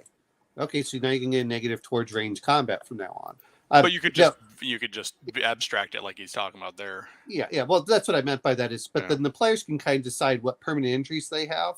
And I just mentioned, like we were talking about the earlier part where I was talking about Corrin half hand. How did you lose half your hand? It gives that aspect of. It also does the other part of players can't just appear and disappear where they're not visible. We all love the what is it? Is it not Hawkeye? But what's the one that has the eye patch across? And I don't Nick Fury from DC, but Nick Fury's a good one too. From DC? Oh, Deathstroke. There's a couple of them, but you get the Deathstroke, the Terminator, or didn't they have one that was the or maybe it was the Green the Archer? I thought anyway. There is a version of Green Arrow that has it. Yeah. Yeah, but that's what I mean is now you get the eye patch. Now your character looks cool. Now you get a story for it. Well, how did you lose your eye? But I think that's an easy way of doing it as well. And I mean, one way of looking at it is the character that you're playing currently in. I know it all happened before the campaign, but the character you're currently playing in Reign of Terror, who has got one hand. Yes, because the characters. I mean, that it's a one shot, and all the characters have backstories for the one shot to give the players a chance to get the feel of the characters. And Babang, Omanel's character in that, is an army sapper who has had an accident and has got a wooden hand, and that provided a bit of fun in the last session, didn't it? When you met the child of the. Yes, the dwarf and his wife and their child. Where I took the hand off and let him play with it. But the other part that I think that comes down to it is not only does Baban have a bad hand, and of course they did this by stats, he's also somewhat deaf. Yes, so he has a very low spot check or hearing, whenever it's there are ways to do whatever it is. Yeah, I mean, listen, I think is a skill in Call of Cthulhu. Yeah. And I think that those are but he's still perfectly playable as a character, even with those deficiencies. But he makes up for it in other ways. But yeah, you can certainly do that in a campaign with a lot of characters where you say in D&D, if a character has, it's easier to do with elves. Elves have a 2 in 6 chance of finding secret doors. If an elf loses an eye, maybe reduce that to 1 in 6. It's not going to destroy the elf as a character. Or if you're doing 5th edition, give them disadvantage or something, On perception checks. Yeah. I mean, there's so many things out there. The other part is, and I guess this is the problem of sometimes you get a level-based system versus a skill-based system. Is the level-based system is the character does need to, the expectation is the character gets more powerful, whereas when you start putting these negatives, they actually become less powerful. But man, it adds a lot of character to your character. Your character is not just numbers on a sheet that can be, where you can be interchanged very quickly. Yeah. It's like, oh, you start feeling something for that character, especially if you've been playing for them for a while. And to be fair, if you're playing a D&D like game, it's not like there aren't spells like regenerate or stuff like that if you want to grow stuff back. Yeah, and it really does track back to the core conceit of your game. Like Call of Cthulhu is assuming that you're a soft, squishy, vulnerable person. And so all of the rules for damage and death are going to track along that. Whereas if you're playing a heroic fantasy, you're probably going to want to make sure that those players stay functional as well as they can. If you're doing gritty fantasy, on the other hand, you might be somewhere in the middle, Well, in Call of Cthulhu is even on a campaign, your character's still going to be doomed unless you retire them because they're going to go insane. I mean, that's just not necessarily, because you can always have them go downtime and do the large table. Like my wife, her character was getting a little too close, so she stopped playing her character and brought in a new character, while her other character went to visit her family, and using the back of the sheet, your most important person, your most important place. And she's like, I'm going to double up. I'm going to go visit my family at their summer home. but and I'm going to heal. And then of course she brought in her new character while she's playing that, and that's what she's been playing ever since. Well, it's funny because you're saying that the old character is still off in the pastures or whatever. But is what you're implying. But the other part that comes into that is there's the option to come back though. She's not doomed, because you can game it. Because the nice thing, of course, this is something you have to think about. Sure. In going back to the original question, consider your game world also. In Call of Cthulhu, it's really easy to bring in just another character, because sometimes the NPCs or the background of your existing characters allow for that. Sometimes just the setting. I mean, if you're playing in a big city, how hard is it to sit there and say, well, like my wife's character, for example, this is not what she did, but she's playing a character who is a fortune teller and a mystic. What's to say one of her clients isn't going to stop by, find out she's not doing well, and then hook up with the rest of the characters who are a newspaper guy, an aspiring writer. Well, the other part is it allows you to populate former PCs as NPCs in your world, and players start really feeling that in there instead of the most overused trope. I think sometimes is we're going to destroy your world, and all of the interpersonal connections you've had are gone. And like, well, you have to be careful doing that, because now the players don't really. I will almost call it the member berries. Oh, you see so-and-so behind the camera. Well, the players don't care about the setting at that point. Yeah. And that's like, even in my 5th edition game I was mentioning earlier, my party went and recruited the druid who can't play anymore. They're like, is Bran still around? He's the druid of the woods. Can we recruit him? I'm like, sure, why not? And every time they pass by, even in a travel montage, and they pass by that particular forest, they're like, yeah, we're going to stop by Bran and see if he's got any rumors, or or have a drink or whatever, That grizzled old farmer with serious burns on his face could easily be someone's former 5th level fighter who had a run-in with a red dragon who chose to retire the character, and they can just return to that and just have stories to tell and interactions, and that character can still play a part in the game world. Well, especially if you have that, if you have a village rather than just a giant city. Oh, so and so has the town. oh, so and so has this, and you can go over like you understand this is populated by I almost want to call it like the whenever you have people like in the circus that all retire in the same community, it's almost like that with all the high level characters. Like, well, even go in a big back to that city, I mean, think town. about older cities, and even to an extent, modern cities. Most people spend most of their time within the same community of that city. Yeah. Yeah. So, and medieval cities, you got wards, and there's often stratification based on job and all of that. So, in fact, in our Yeah, you build up your local contacts, and certainly if you work in a shop, you learn you get to know the community a lot better, and you become known in the community, and you get to know the people, and you get to see regular faces, and you build up a little network. Yeah, I don't know if the group I play with, that where I'm actually a player, I don't know if they're getting tired of me trying to role play into stuff or not, because in between adventures, between sessions, our party split, and so my character went back to the Wizard's Tower where he's got he's being trained, and they all continued on to Waterdeep. But it was already written in my character's background that he's from Waterdeep, from a little mercantile family. I'm like, oh hey, while you guys are there, you should look up my family, and you should they might be able to give you a room, and and they're like, and nobody really engaged with it. I'm like, okay, am I just role playing for myself here? Well, Sometimes. that's part of the. I wish they would have, and I know that there's other stuff in there.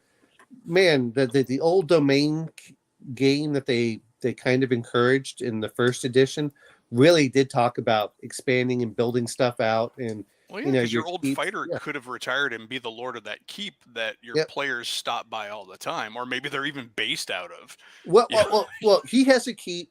The wizard decides to build the tower there, and then after the tower, then the cleric decides to build his church, and now you've got like this massive, armed fortress. We did that in the last campaign that I got to be a player in. My fighters, like, we found a ruin, and like we asked the DM, because it was a 5th edition game. We're like, hey, can we rebuild this? He's like, sure, because we had befriended the peasants and stuff. So here I am mathing old school, like pulling up with my old DMG. I'm like, aha, and then the cleric in the party's like, well, could we put a chapel in there for me? I'm like, sure, because I was also mapping it in Dungeon Fog. Or not Dungeon Fog, but Dungeon Draft. I'm like, all right, and the druid is like, well, I want a garden. I'm like, okay, I can fit that over here. And the wizard's like, I need a tower. I'm like, okay.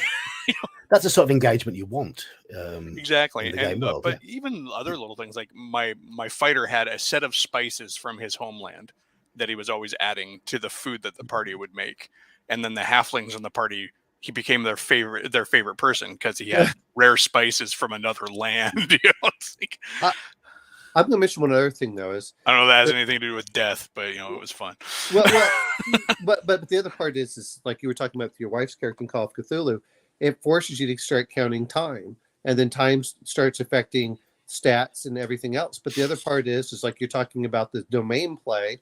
It allows you to start from the low-level characters, and then you can switch over to the high-level characters every so often. Like, you know what? We have this big adventure. It's time to bring up the Lord and, do all this other stuff. And if you really want to make it complex, you have the low-level players doing, like, little minor tasks. Then they have to go to the NPC PCs up there and then warn them about the evil dragon. And then they'll come out and say, okay, it's time for us to adventure one last time like Beowulf and to go fight the dragon. Hey, right now in my game, the party's got an ancient red dragon parked outside their village where they're all from. Parked. Okay. Like, he's just parked. He's sitting there. Well, he showed up and he gave him an ultimatum. I need you to go on this quest for me and do this thing. They kill this other dragon. And the reason that they've been wondering, like, why isn't he going and doing it himself? Well, the fact is the other dragon has an orb of dragon kind, and he's like not going to mess with it because he's like, I'm not going to go there and risk getting taken control of you. Well, that thing about sort of like having NPCs, that's higher level NPCs and whatever. In that drop-in OSE game, I'm thinking about that's going to be part of it. And part of my plan is for a lot. You're probably already aware that the NPCs in town are going to be based on us. Uh-oh. So I fully intend to stereotype us and play them up a little bit. Oh my God! That's all right. I want to hear your Merlinster Gandalor impression right now. Yes. Hello. Well, I mean, well, and we talked about death, but it was what I thought was interesting is I played the game with Shadow, his son, Connell, and myself, where we had 4 players against in this module. I think total we took 3 points of damage, despite being 3rd level. I mean, it was, if you play well as a group, you can really face off on a lot of stuff. That protection from evil, I was like, you can't get me. What I did is I stood in the doorway, so the monster refused to come in. Like, he couldn't attack me because I wouldn't attack him directly. It says, if you don't attack him directly, he can. So I stood in the doorway. He couldn't go through me, but he couldn't attack me. And everyone else in the back is like throwing slings at him. And there's a lot to be said for playing well and playing intelligently. And I think that's. I know that Sean's talked about it. Back to the topic. Yeah. Slow healing and making hit points valuable, and fear of death causes that. Well, but like Sean has said, is all your quick characters are the ones that die when they rush in.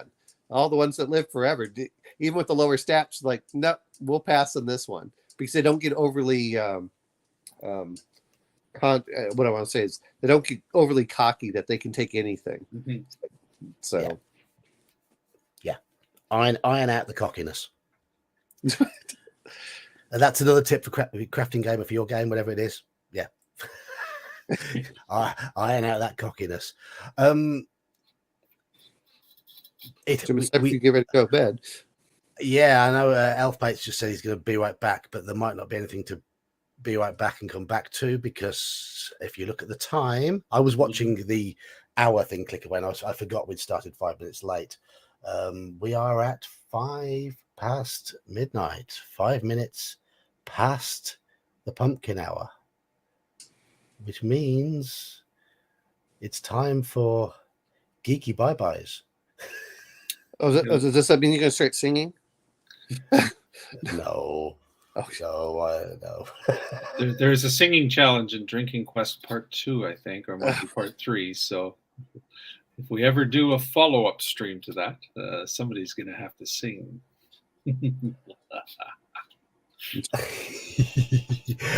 Well, as you are fully aware, I am prone to breaking into appalling song from time to time. So, yeah, you're more than welcome to inflict that on the stream at any time. I mean, any weekend. It has to be a weekend I'm not working, because I work alternate weekends. But I think everybody had a good time. I'll upload the cards into Roll20 so we have the same setup as we did. That worked well enough, I think. I mean, it's sort of thing we can do once every couple of months, isn't it? And just have a plan it out. And I think we get a good level of interest in that, because it was a lot of fun, and it was chat seemed to be enjoying it, and we certainly had a good time. I wonder if we don't do beer shots. Rather than full drinks, do beer shots, and that way then there's no limit to what we drink. Because we had chat saying, what's his face, Hungar always popping in, going, "All right, everybody drink," right? And so we had other causes to drink. That way, we just don't limit the drink because we're taking smaller amounts. Yeah. So Justin, I drank 6 cans in 2 hours. That's fine. That's fine.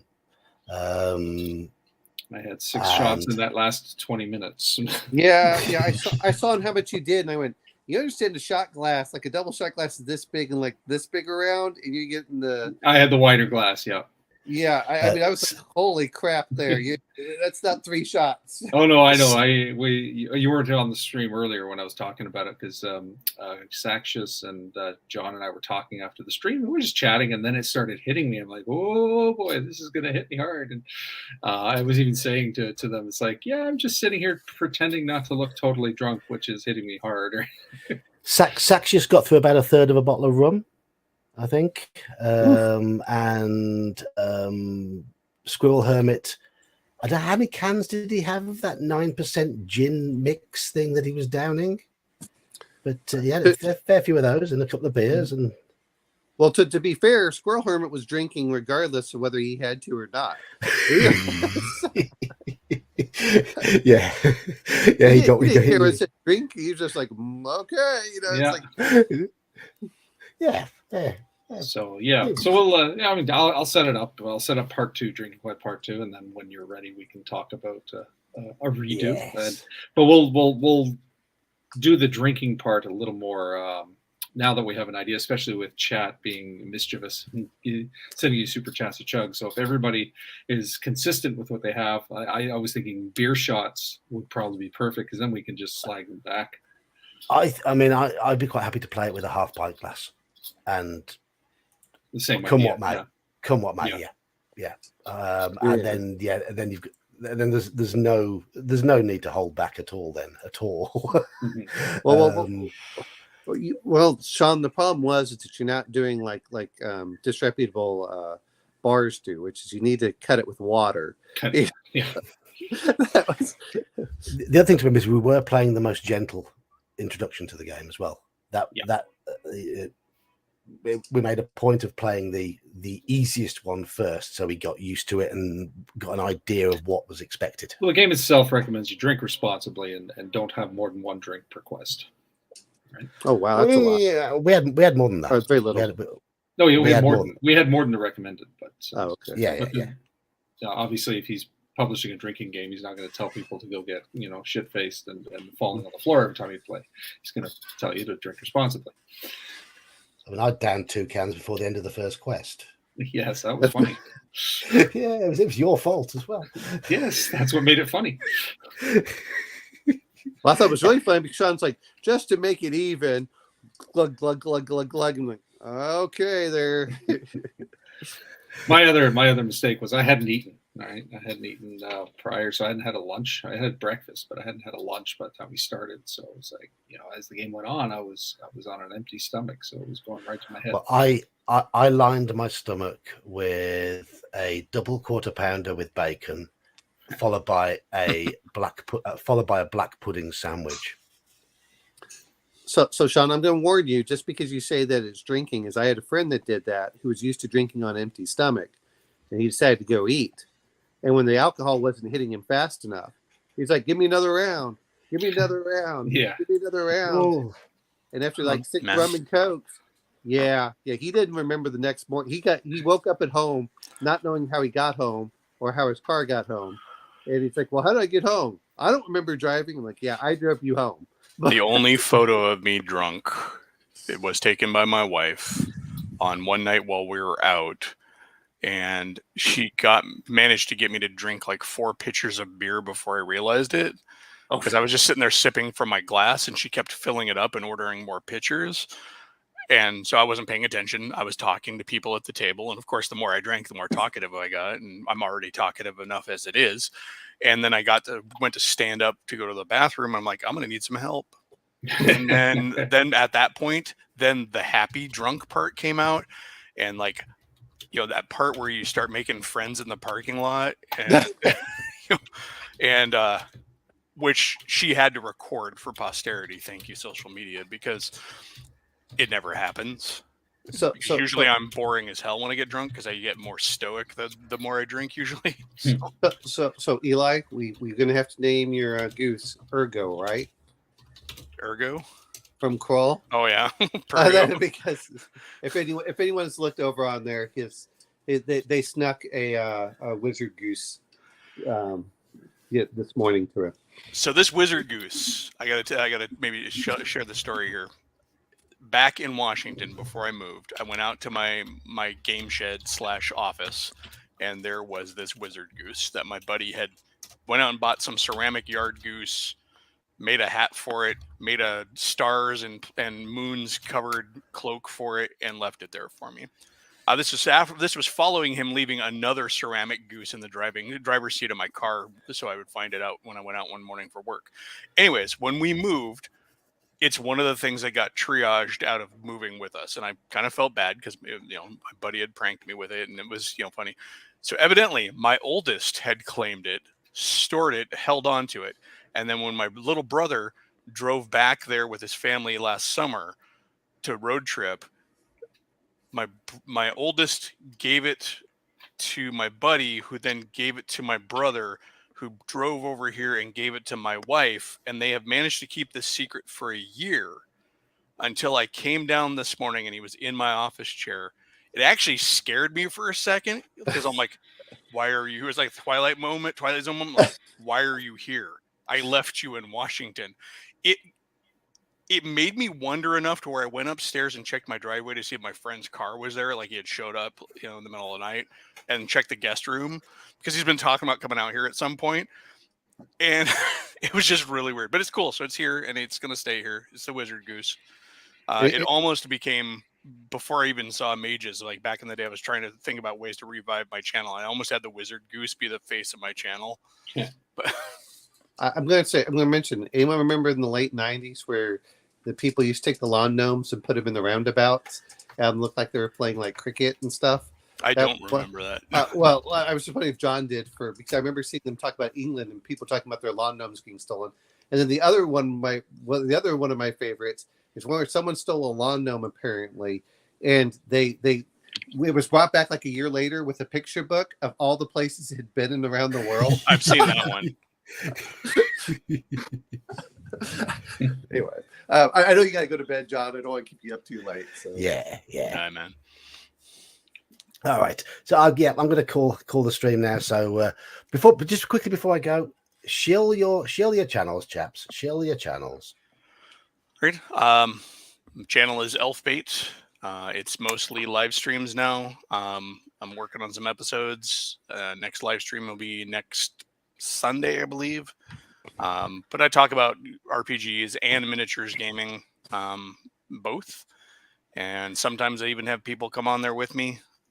But yeah, I tend to do Mondays and Sundays, alternating for streams, and then an occasional pop-up stream whenever I can. And I am Mage's Musings. Today is my 1-year anniversary of launching the channel. Really? Has it been that short? It seems long to me.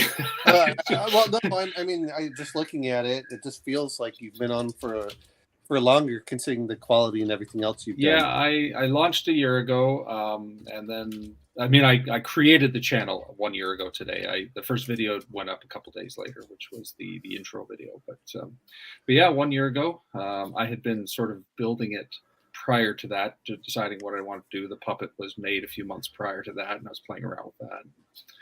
So yeah, so today is the 1 year anniversary. I've got I've decided every calendar year will mark a season of episodes and videos. So season 2 begins hopefully this weekend. That's my plan, to post this weekend. But some things have come up which are going to eat up some time, so I may get delayed, but I should be okay. But do you have all the episodes for season 1 finished so we can watch them? Oh yeah, well that was the season finale for season 1 was the last one I posted back on New Year's. Oh man, I thought it was finished then. Okay. 2022 was season 1, right? Anyway, so yes, and I guess the mantra is, recaps, theory crafting, and general silliness. That's basically what I plan to post. The review cap. This is his claim to fame. Yes. I thought it was clever coming up with that one. Then I did a search, and somebody else was already doing things called review caps for movies. Damn, you missed the trademark. I missed the trademark, yeah. But did they trademark it? You could maybe beat them to the trademark. I don't know, but it doesn't matter. I don't have to. I can share the name review cap. I'm doing game review caps. So I heard that Call of Cthulhu, because someone does that, that's one of the things that made it #1 in Japan, because they don't do the live plays. They do like what you do, is kind of review caps after that. And I like those a lot better myself, trying to watch an actual live play where there's listening to Seth Korkowski's reviews of adventures are cool with his little skits and stuff like that. Mm-hmm. I also wanted to, the idea of the review cap came because I wanted to review modules, but I didn't just want to sit talking about module. I wanted to show what practically happened in a playthrough, and then review how the players interacted. Mm-hmm. So I know it could take several episodes to review a module, but that works out because every play is going to be different. I really like that. It is a different approach. So then that's what's good. It's an entertaining, and it comes across as you don't take yourself too seriously, and that's what. Mm-hmm. I think it's informative to other DMs too, because you'll see how Sean did it, and then you'll hear how and sometimes you'll go like in the adventure, this is this way, but Yeah, some things I changed through deliberate choice. Some things have changed because I didn't look at the piece of paper or the even how you module. mash up the modules. Yeah. Well, onion. What is it? Onion bunion? Onion buns. Onion buns. I mean, come on. How can you not love onion buns and the Order of the Stick minis? I think that if you can do a giveaway, you have to do a Stick of the Minis giveaway. I'm absolutely doing that. When I hit 1,000, I'm going to have all the books printed up, and that'll be one of the giveaways. Is the color prints of the Order of the Stick minis on a nice cardstock. Ooh, are those better than what you have now? I just use paper from my own well, printer. that's what I mean. You can give your subscribers better materials than what you've got. Yeah, but he doesn't have to worry about if they get trashed on the table. I know. Right. Anyway, I'm going to say thank you to everybody in chat as well for chiming in. I need to get better at bringing everyone's comments up. Still, I'm starting to flag them as we go through, but I don't pay enough attention to. My attention tends to be on this side of the screen where we're all talking. So I might think about adding a few sort of mod abilities to regulars and things like that to help me with that, but I need to find out how to do that. Anyway, thank you all for joining in tonight. I'll be back on Friday with the regular Choose Your Own Adventure stream. Just a chill way of spending a Friday night, maybe a beer and just a bit of reading and making a few decisions and getting our characters killed, which is what seems to be the way we're doing it. But until then, thanks everybody who's been on tonight, and I'll see you in a few days. Good night, everybody. Night, folks. Good night.